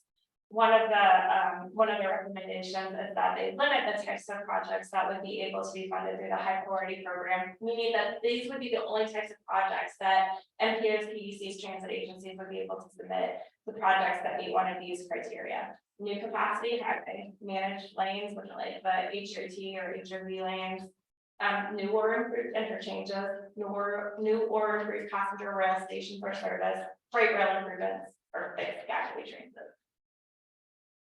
That would mean that y'all are not submitting much. Yeah, so I kind of did a review over the projects that we've been talking about, as far as queuing up, our Route 6 application. And some of these projects are projects that, you all had indicated there may not be interest on. I believe the Hillsdale South extension would be a new capacity highway project.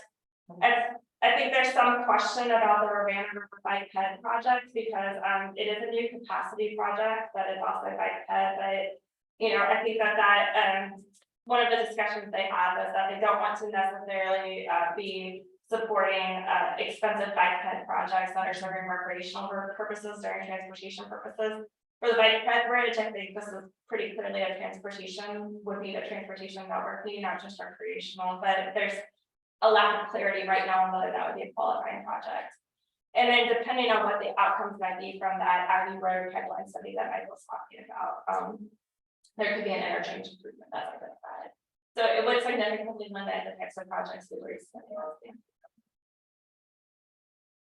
And then there's also a process change to how the high priority program funding is allocated. So currently there's these 3 steps, and if you're like me, you are probably always a little bit confused about these until you dive into it. But basically, all the projects are grouped by the district that they're submitted in. The district grant program funding is allocated first to projects that are eligible to submit it to the localities they go through. And then the second step is to take the high priority project funding and go back and look at the projects in that district that if they were eligible to be submitted through the district grant program, they would have received funding. So to fund those with the high priority program. And then the last step is actually to prioritize all of the remaining projects across the state.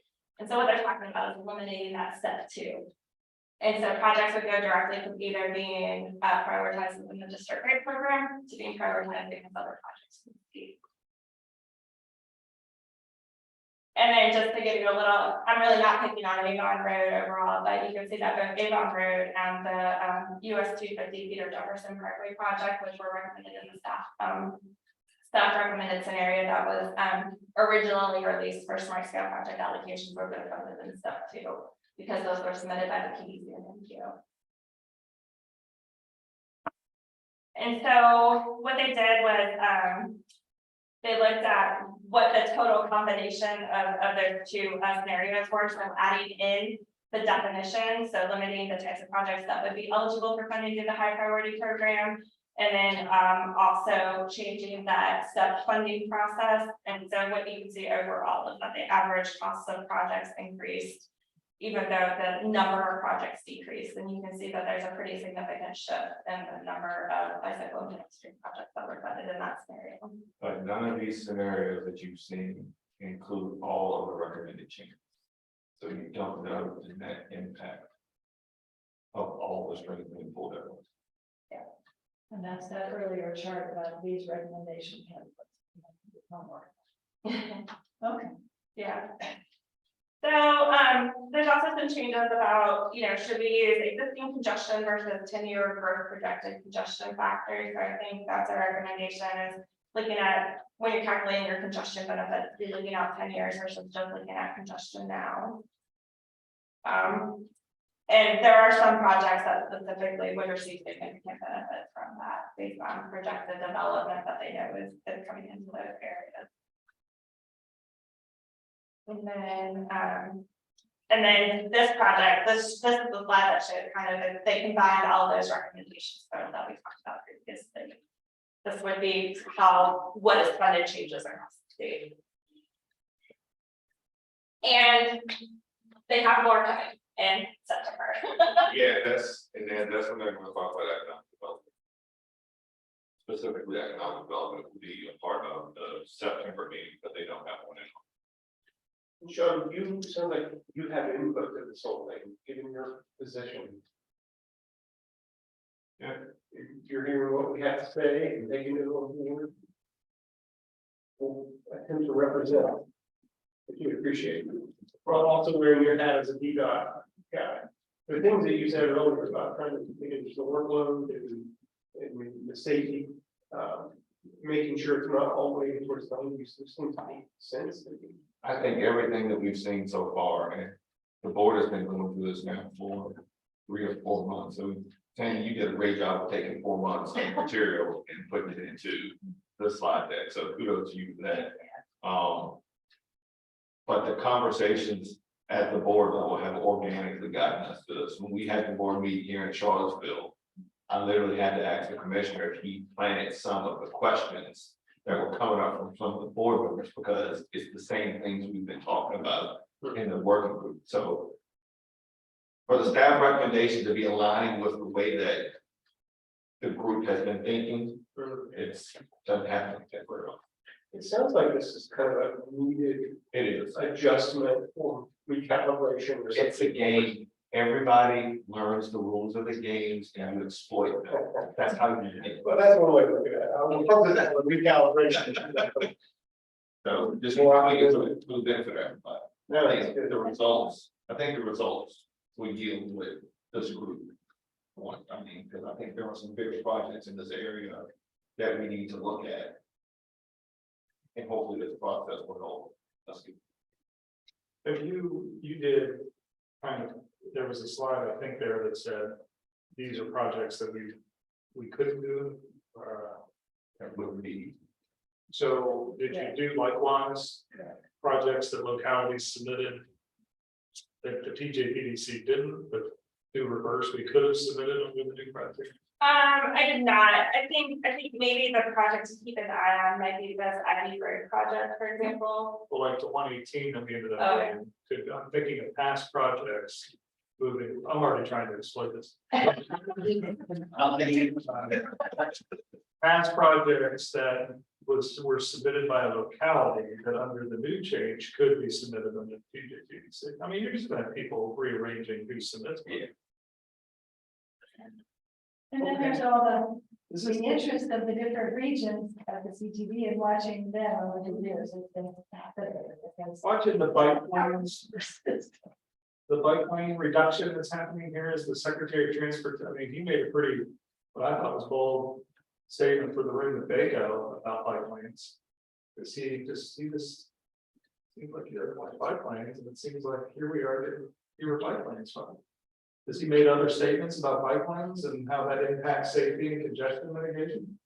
I think that, I mean, as the board has a policy in the department, we have to look at bike lanes on all projects and connectivity for pedestrians. So I mean, we have to inherently do that. I think the big thing is, and maybe what some of the spies have been, and some of the, what people think is happening, is that people are putting these trinkets of bike lanes on projects to get a score, to get funded for projects. But then have bike lanes that have no bike people are in ones. Yeah, I mean, so that's been a part of the conversation, and is like, are we getting the best bang for the dollar? For the pedestrian, the bicycle pedestrian improvement versus another type of improvement? That's been kind of the question back and forth.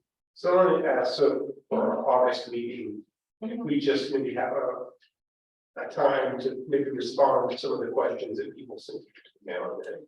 Yeah, I think we do need to make sure that we are talking about the long range transportation plan, but if you send me that information ahead of time, I can kind of collect it, organize it, maybe provide some written responses to some of it, but also I think if there's feedback that we are consistently hearing among all of you, that maybe we want to provide that to the Commonwealth Transportation Board, that would be a good time to collect that. Okay, great. So can we move to the next item? Yeah, this the process is September, they're gonna talk about needs, benefit relationship, project change process, project performance, cost, estimate, contingency, and economic development.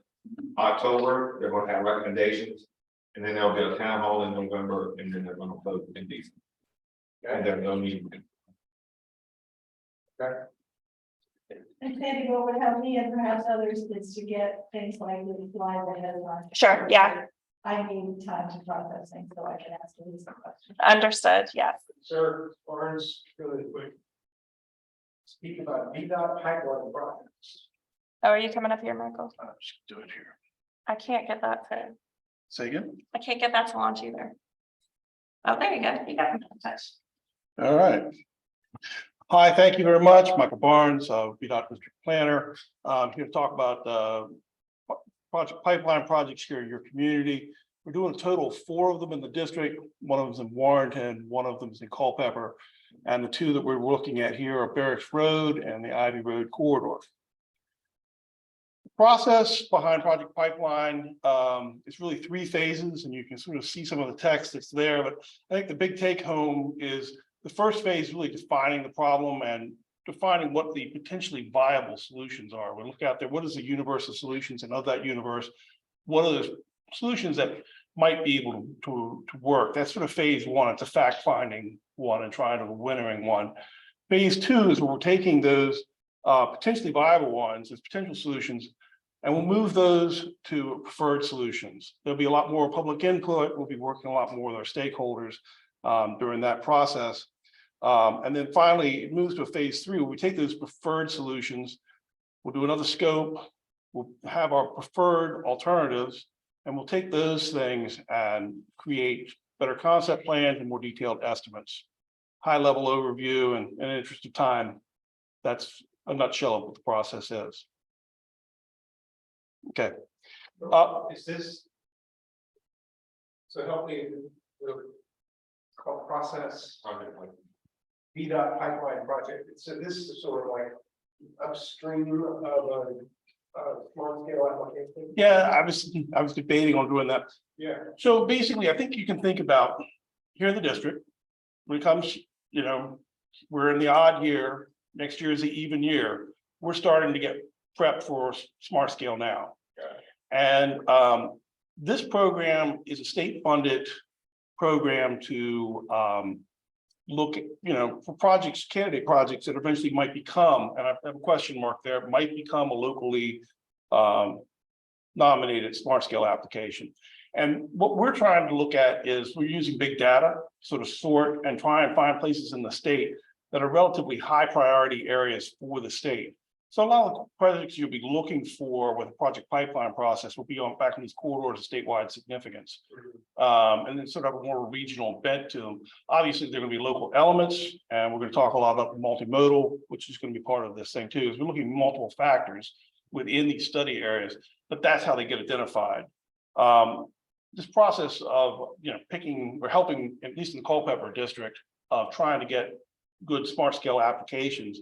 Well, another tranche of this thing will be looking at these PSI or the potential safety areas.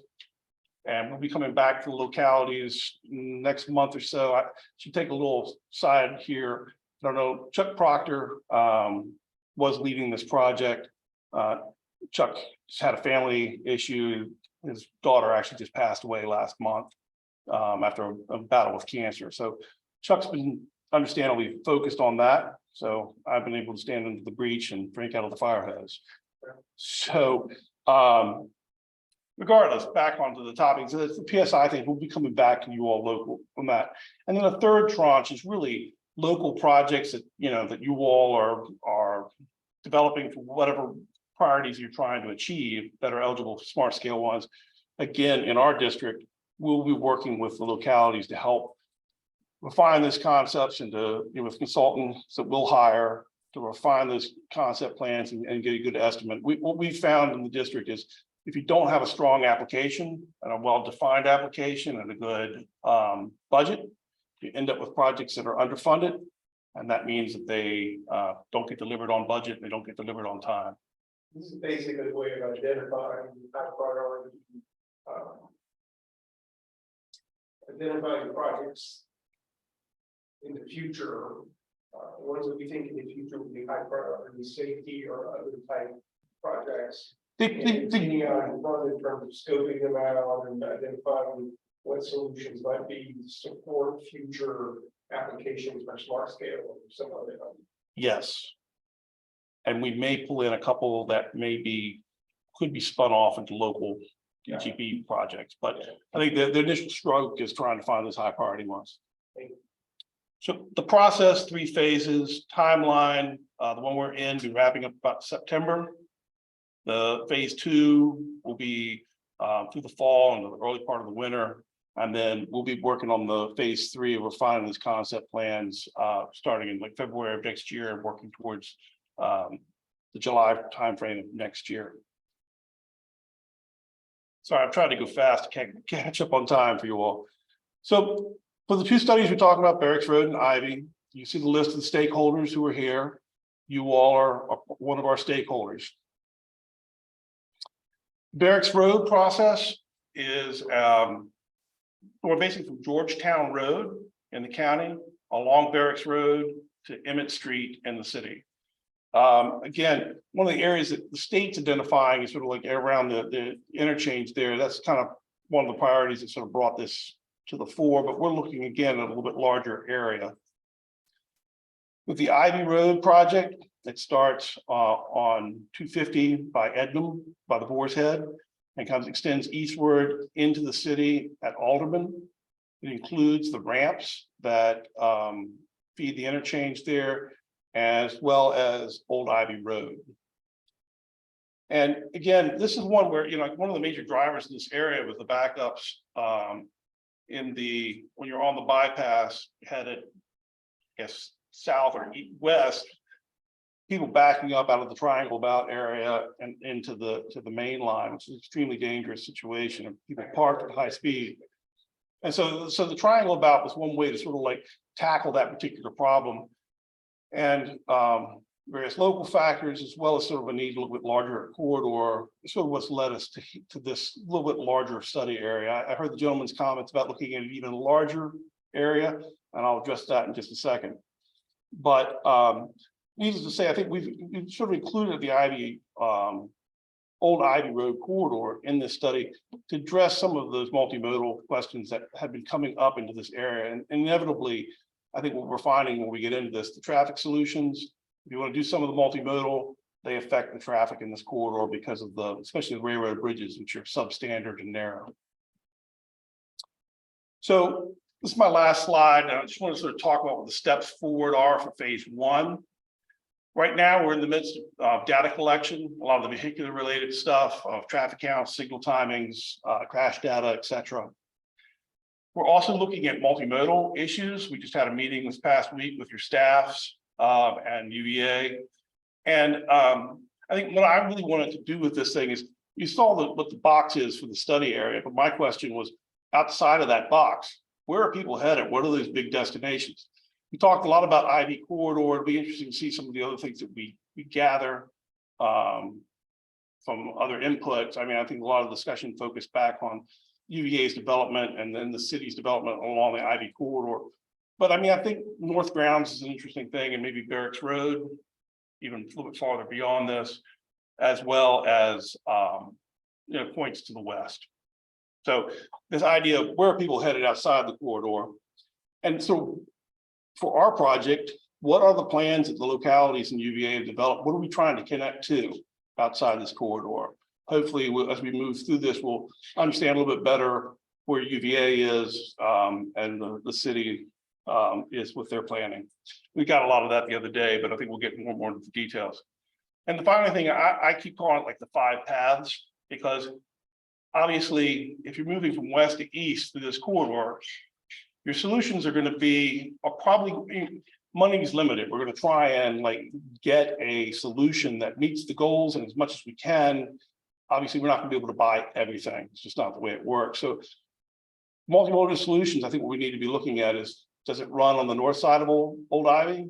If you're going from east to west, does it go on the south side of Old Ivy? Does it go on the north side of the railroad tracks? Does it go on the south side of the railroad tracks? Or does it go on the south side of 250? I mean, those are the corridors we have to get through. And I think when I think about a study like this, we can really drill down on what are the opportunities and what are the pain points, what are the places that we might be able to, it's going to be expensive, but it's going to have to make this choice as we're trying to make this connectivity through the corridor. So it's an organizing principle. And I think one of the things we really got out of our discussion the other day is especially the Eastern Railroad Bridge is a problem. I've been out there a lot. I've seen a lot of people running and walking through that very narrow thing. What are our solutions? There's only gonna be so many select sets of solutions. Kind of jokingly say it's like the old campfire song, you know, too big to get over, too low to get under type of a thing.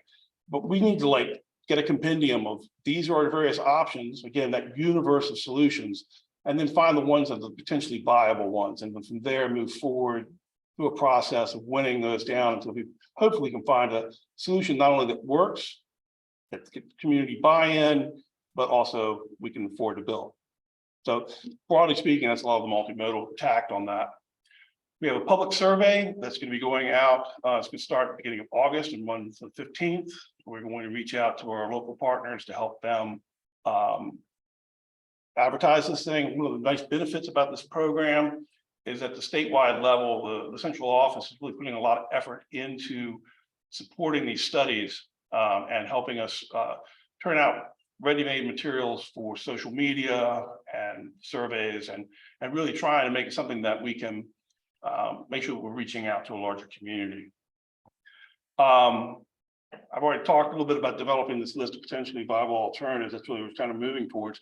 But after we sort of gathered this information together, one of the things we're going to do in the Ivy corridor, separate from the other 3 studies we're doing in the area, and a lot of that is a realization of sort of the discussions that have preceded this thing in the past couple of years. We know there's a lot of public interest in this and a lot of public concerns in this.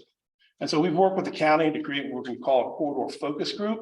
And that's going to be 10 to 12 people, 15 people who are either local business owners in the study area or represent key other stakeholders, probably neighborhoods, what have you. And we're going to use that group. The county is going to be the lead on that. The county is going to be the one who will be interfacing with these people. I'm sure we'll be providing a lot of materials for that and some of the technical support. But the idea is, especially in this first round, after we gather all that information at the top of that slide there, going to these people and otherwise having them validate, did we get everything right? Did we miss anything? Are there some concerns that we didn't pick up in our process? And it's an effort to make sure that, you know, we're listening to people and that we got that buy-in. In phase 2, our intent is we'll have public meetings and we'll probably go back to that corridor focus group before we do the meetings, take through the presentation materials that we're getting ready to go to the public with and say, hey, look, this is what we're trying to do here. What is your feedback and did we miss something? So the key thing is after we come out of this phase 1, back into the phase 1 part of this list of potentially viable alternatives, that's what will drive the scope of the next phase. So the nice thing about this is simpler projects, smaller scope in the second phase, more complicated projects, maybe a bigger scope, maybe a little bit more money spent to try and figure out what the solutions are going to be. And so it's like the consultant contract works that it gets sized to according to the size of the project, which I think is a really smart game plan. I'm not going to get into phases 2 and 3 right now. Just give you an introduction to that. But if you have any questions, I'd be happy to answer them. I'd love to get a copy of the slides. We're pressed for time. I guess we can talk about this later, but in addition to everything that universities do, they're including Lowe's barbecue, which I know well, and all of the road where that bank is. We've been approaching the city about PUD happening there, development. So we just want to make sure that's on The towers. Yeah. Don't know how that'll work out, but the commissioner about that. And also, so there's nothing at this point that's being planned for Leonard Sandridge interchange in terms of being able to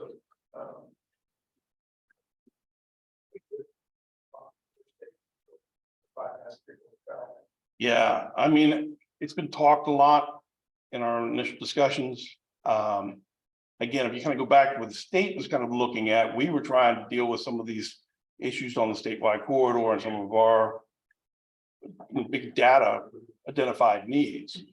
So we've expanded a little bit to try and capture some of this other stuff that's outside that corridor, and at a certain point, it becomes a much bigger study than we're probably gonna be able to afford. Not a VDOT pipeline, so there's still something there. Right, I mean, You're looking at like high, like crashes and, like you said, vehicular data, because I drive this every day. It is like if I'm going home north and east in the evening, the pull off the exit to go to Barracks is often backed up into the interstate. But presumably that's the kind of thing that you're getting. that's, yeah, that's what we're looking at. Okay, great. Any other questions? My brain is exploding. Any good way? In a good way, Anne, I hope. Okay, thank you so very Thank much. you so much. So I think it's just a comment, it's not a question, but you mentioned having that focus group, or I think you call it focus group. We're calling it corridor focus group. Especially just along the Ivy Road, that the board did call that pipeline project out when the land use decision was made over there. So making sure, how the folks who would like to be in that focus group, you guys have done this in the past, I think you've done a good job with putting the focus groups together, but just so I understand, like, how do you get the membership on it? We've looked to your staff to provide us those people. Okay. I mean, I think one of the things that came out of that study is like, we were working on Triangle about it, and I think a lot of other issues started to pull at that particular project and sort of made it something that didn't go forward. Because you got, I mean, if you took Ivy Road in and of itself, what would that classify as? What kind of road? But it's attached to an interchange and a main arterial, right? Or a primary, or whatever your classifications are. But if Ivy Road existed outside of that interchange, it doesn't come close to an arterial type section. So, the fact that it's attached to this interchange is is a real complicated factor there. And I hope, if the solution is to continue with that complexity, good luck. But yeah, I don't know how you attach the two so that they remain separate. I mean, it's similar to East Riley Road and the Warner Road, the same type of issue. Yeah, in other words, one change here starts to affect something that seems not immediately adjacent to it, but elsewhere in this area. Okay, thank you. Sir, appreciate it. Okay. Oh, I can just go from there to expedite the process. Thank you, Ruth. I would like to. Yeah, I think we probably don't need to make any decisions on this tonight, but I did want to give you a little bit of background information. So as you all remember, we submitted a RAISE grant to complete the preliminary engineering phase of the Rivanna River Bicycle and Pedestrian Grant or bridge. So I am sorry to tell you that we did not receive the RAISE grant, but I do have some good news. Not quite as good as receiving the grant, but so if you'll recall that we basically, the project application in the RAISE program had to demonstrate that it met a number of these merit criteria. And so the project was evaluated against these merit criteria. And in order to be able to have your project advance forward, you had to perform a certain way. So based on the way that the RAISE program evaluates project applications is that projects that receive high scores in 6 criteria and at least respond to the other 2 criteria of the 8 merit criteria total are considered highly recommended, and they automatically advance for consideration and project selection. And then there are different tiers below that. And so the recommended projects that receive that high tier consideration or are highly recommended end up getting preferential treatment in future rounds of the RAISE program. So I'm pleased to be able to share with you that we heard late last week that we received our project ratings. And the reason we received our project ratings is because we met that threshold to have a highly competitive project. So in 6 of the 8 criteria, we received high scores, and the 2 that we did not receive high scores in, we received medium scores, which is exactly what we had anticipated and what we expected going into this. The state of good repair received a medium rating, and the score for the innovation received a medium rating, but we got high ratings in all of the other 6 criteria. Once your application is evaluated against the merit criteria, the second level of review is for the planning projects is based on the project completeness assessment and the technical assessment. So we got basically you're either adequate or inadequate on these. So we got our complete review on the project completeness assessment. The area where we have some improvement opportunity is in this technical assessment right here, where it was rated uncertain. And I think that's more of a matter of not knowing what information needed to be submitted as part of the application. I have full confidence that the TJPDC and VDOT would certainly be able to technically administer this project. So I think this is just a matter of not knowing what needed to be included in the application in order to demonstrate that. What it means is that since we met this criteria is that the project was identified as a project of merit. So that means that we get preferential opportunity to debrief the project and get feedback from the senior review team on how we could make this application stronger. And it also means that that we are encouraged to resubmit the application in future rounds. I think with all that said, I know there's some discussion on the Ravenna Bridge and what we want to do moving forward with the Ravenna Bridge. And we have a couple of different options. And I'm just going to lay these out. We can continue to pursue the alignment that was already scoped. And I think, we need some clarification on whether this project would remain eligible through Smart Scale. But we have gotten very positive feedback through the RAISE program. We know it aligns well with the RAISE grant, so we could resubmit it as scoped. And if it remains eligible as a Smart Scale project, I don't know that the past performance of that project through the Smart Scale process is necessarily a good indicator of future performance on Smart Scale, given some of the adjustments that are moving forward. So we could always resubmit the project as scope, potentially to both programs or a combination of both, to get additional feedback and to continue to pursue the project as identified. We could also kind of say, we gave it a shot, but we think that maybe we need to reconsider the alternatives and pursue an additional alternative that might be more competitive through maybe a Smart Scale program if this remains eligible. Or we could kind of take a step back and reevaluate this against other priority projects that we might be identifying through our long-range transportation plan and determine if this is still the project that we want to pursue. So we're not requesting any action at this time. We are going to be requesting a debrief, and maybe once we get feedback from the debrief through the RAISE program, that might be a good time to come back and have a more substantive conversation with you all about what you might like our next steps to be. But did want to share that while it's not the best news that we could possibly be offering, it is very good news. And I think it does speak to all of the collective effort that have gotten us to the point where we were able to submit such a strong application in the through the program. So any questions on this? Yeah, thank you for this. Appreciate it. It's mine. I think I was over voted.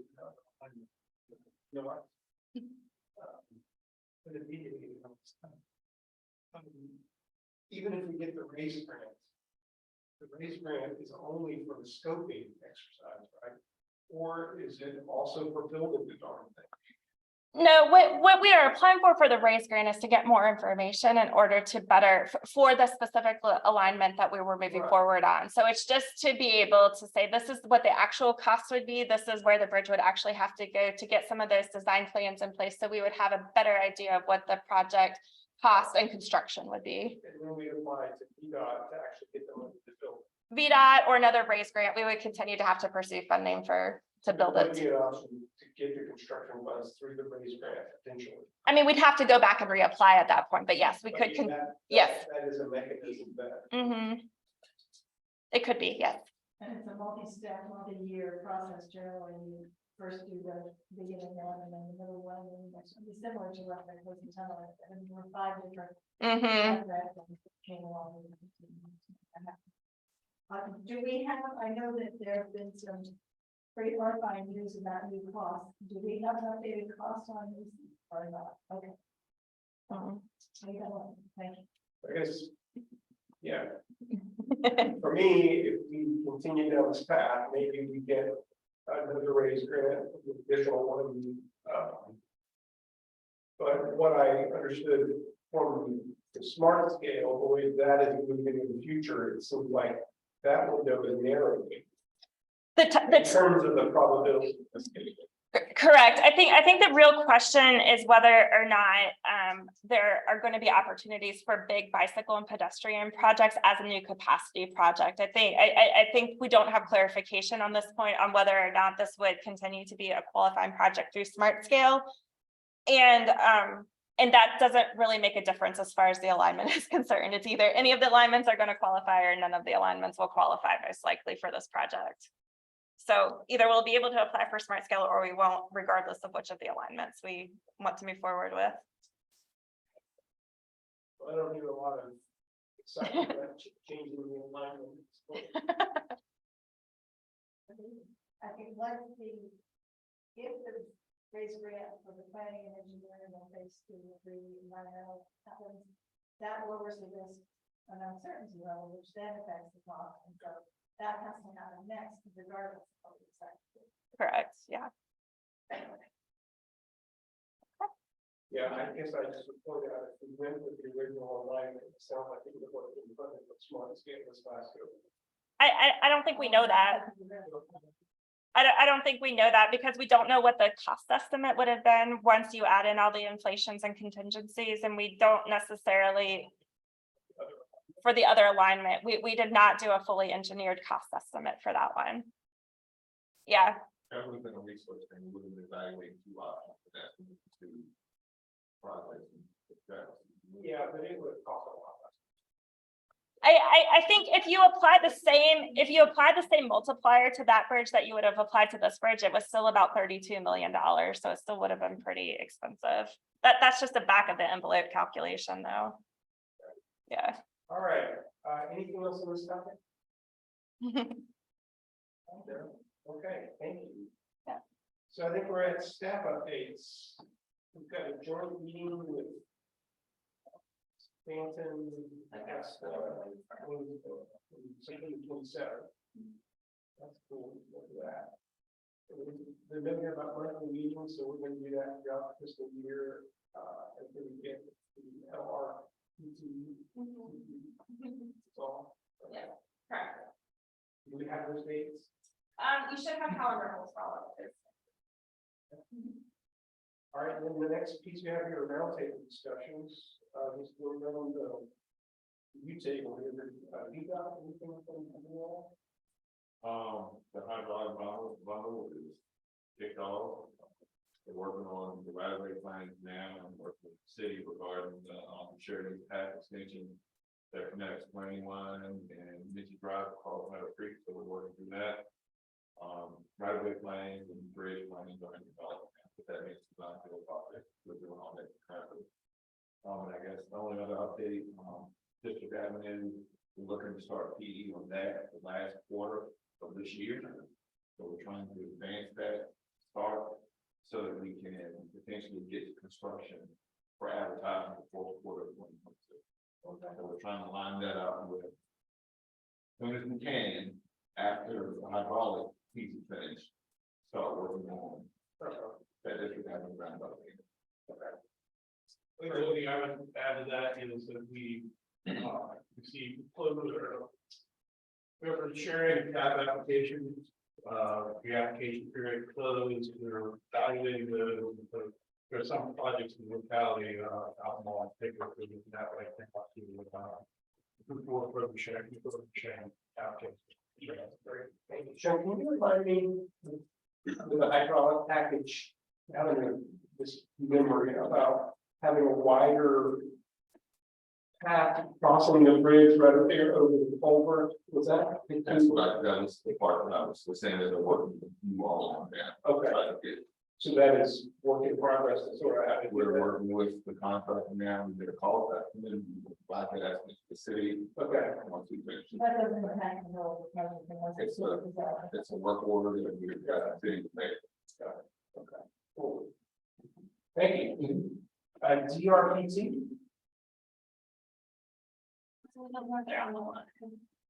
They fail. Albemarle County.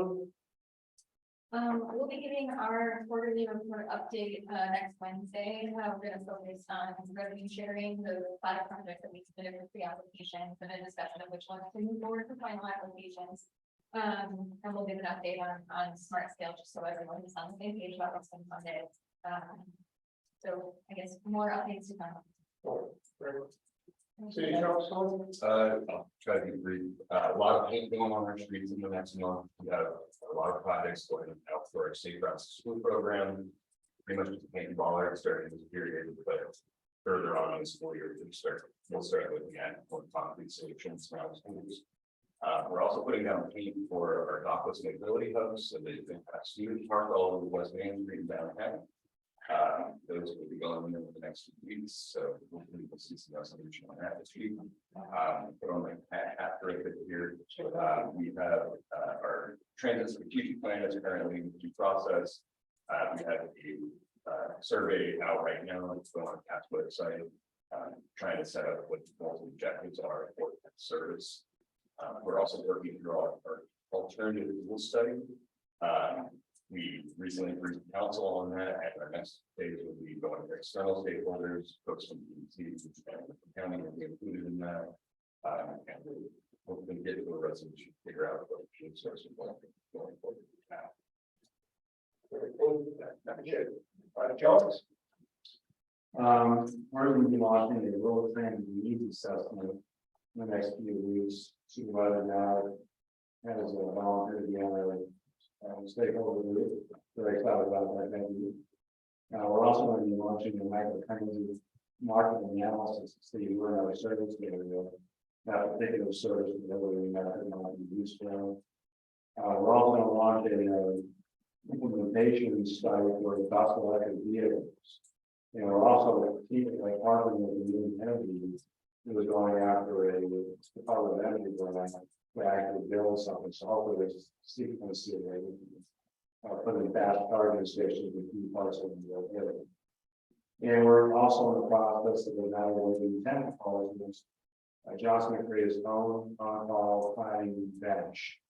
Hopefully about 3 or 4 companies out of that 10 help us do all kinds of planning work. We think firms are more suited for our area and needs like we do those. So a lot of things going. Great, thank you. UVA, do you have anyone? Sorry, you dropped off, okay? FHWA. You dropped off as well. Okay. One way to have your comments at the end of the meeting, before we're going. The FTA. All right. CTAC. Looking at the information about CTV, there was a considerable amount of dismay among the CTAC members about the diminishment in funding for bike and pedestrian project, particularly since the long-range transportation plan and preliminary data shows that for more people to think what we spend. So there's a disconnect there. So there definitely was, never talk about writing letter to the CTV or whatever. What's the dismay? That's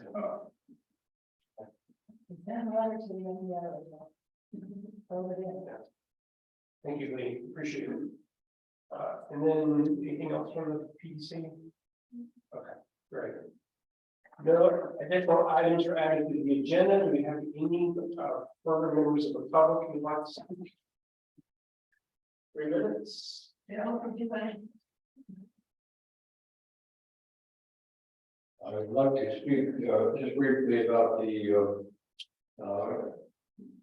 way that traffic coming off of 29 bypass reaches 250 IV going west. I'm a resident on the old Ivy side of that complex. My belief is that the cloverleaf off ramp that allows you to take the connection coming off 29 south, looping around to the west and up to the north onto Ivy Road, needs a roundabout.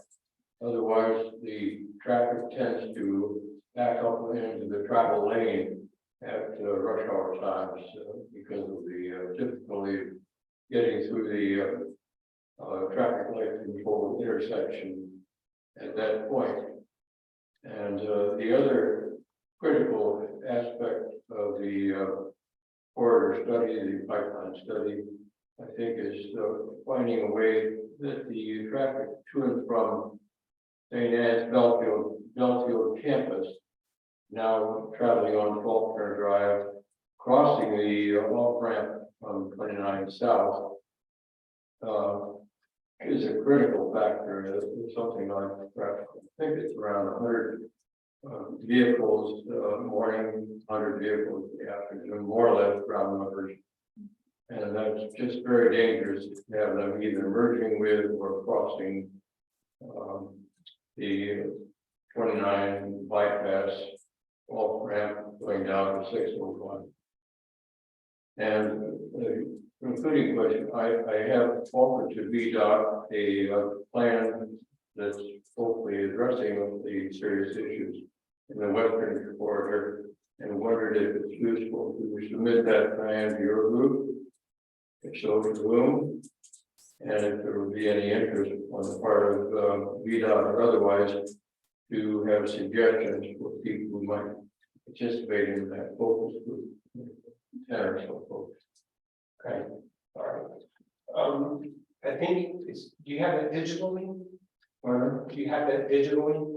I do not have it with me, and I send it by, bring it physically or send it by email. If you could email it to Philippi, And and do that, if you could get that to me and to Mr. Barnes over here. So I shall, and anyone else is interested. Yeah. Yeah. Together. Yeah. Sorry. They respect the instructions of VDOT, just clicking. Well, that's all right. No, I get it. Thank you. I really appreciate it. Thank you. Any other comments? Yeah, yes, I would like to say that, the pedestrian bridge again, the estimate that I did, which included all of the same inflation factors that brought the other alternative to 14 million, brought mine was 15.2. So it's not 32 million, it's 15.2. So what is what? I'm glad that I see your point. Very good. Any other? Okay, so I think at this point, we could please use a motion to adjourn. Moved. All right, all in favor? Aye. Aye, great. Thanks, everyone. Thank you, staff, for keeping us on track. All the work that they did today. Yeah. Well, probably if you have time.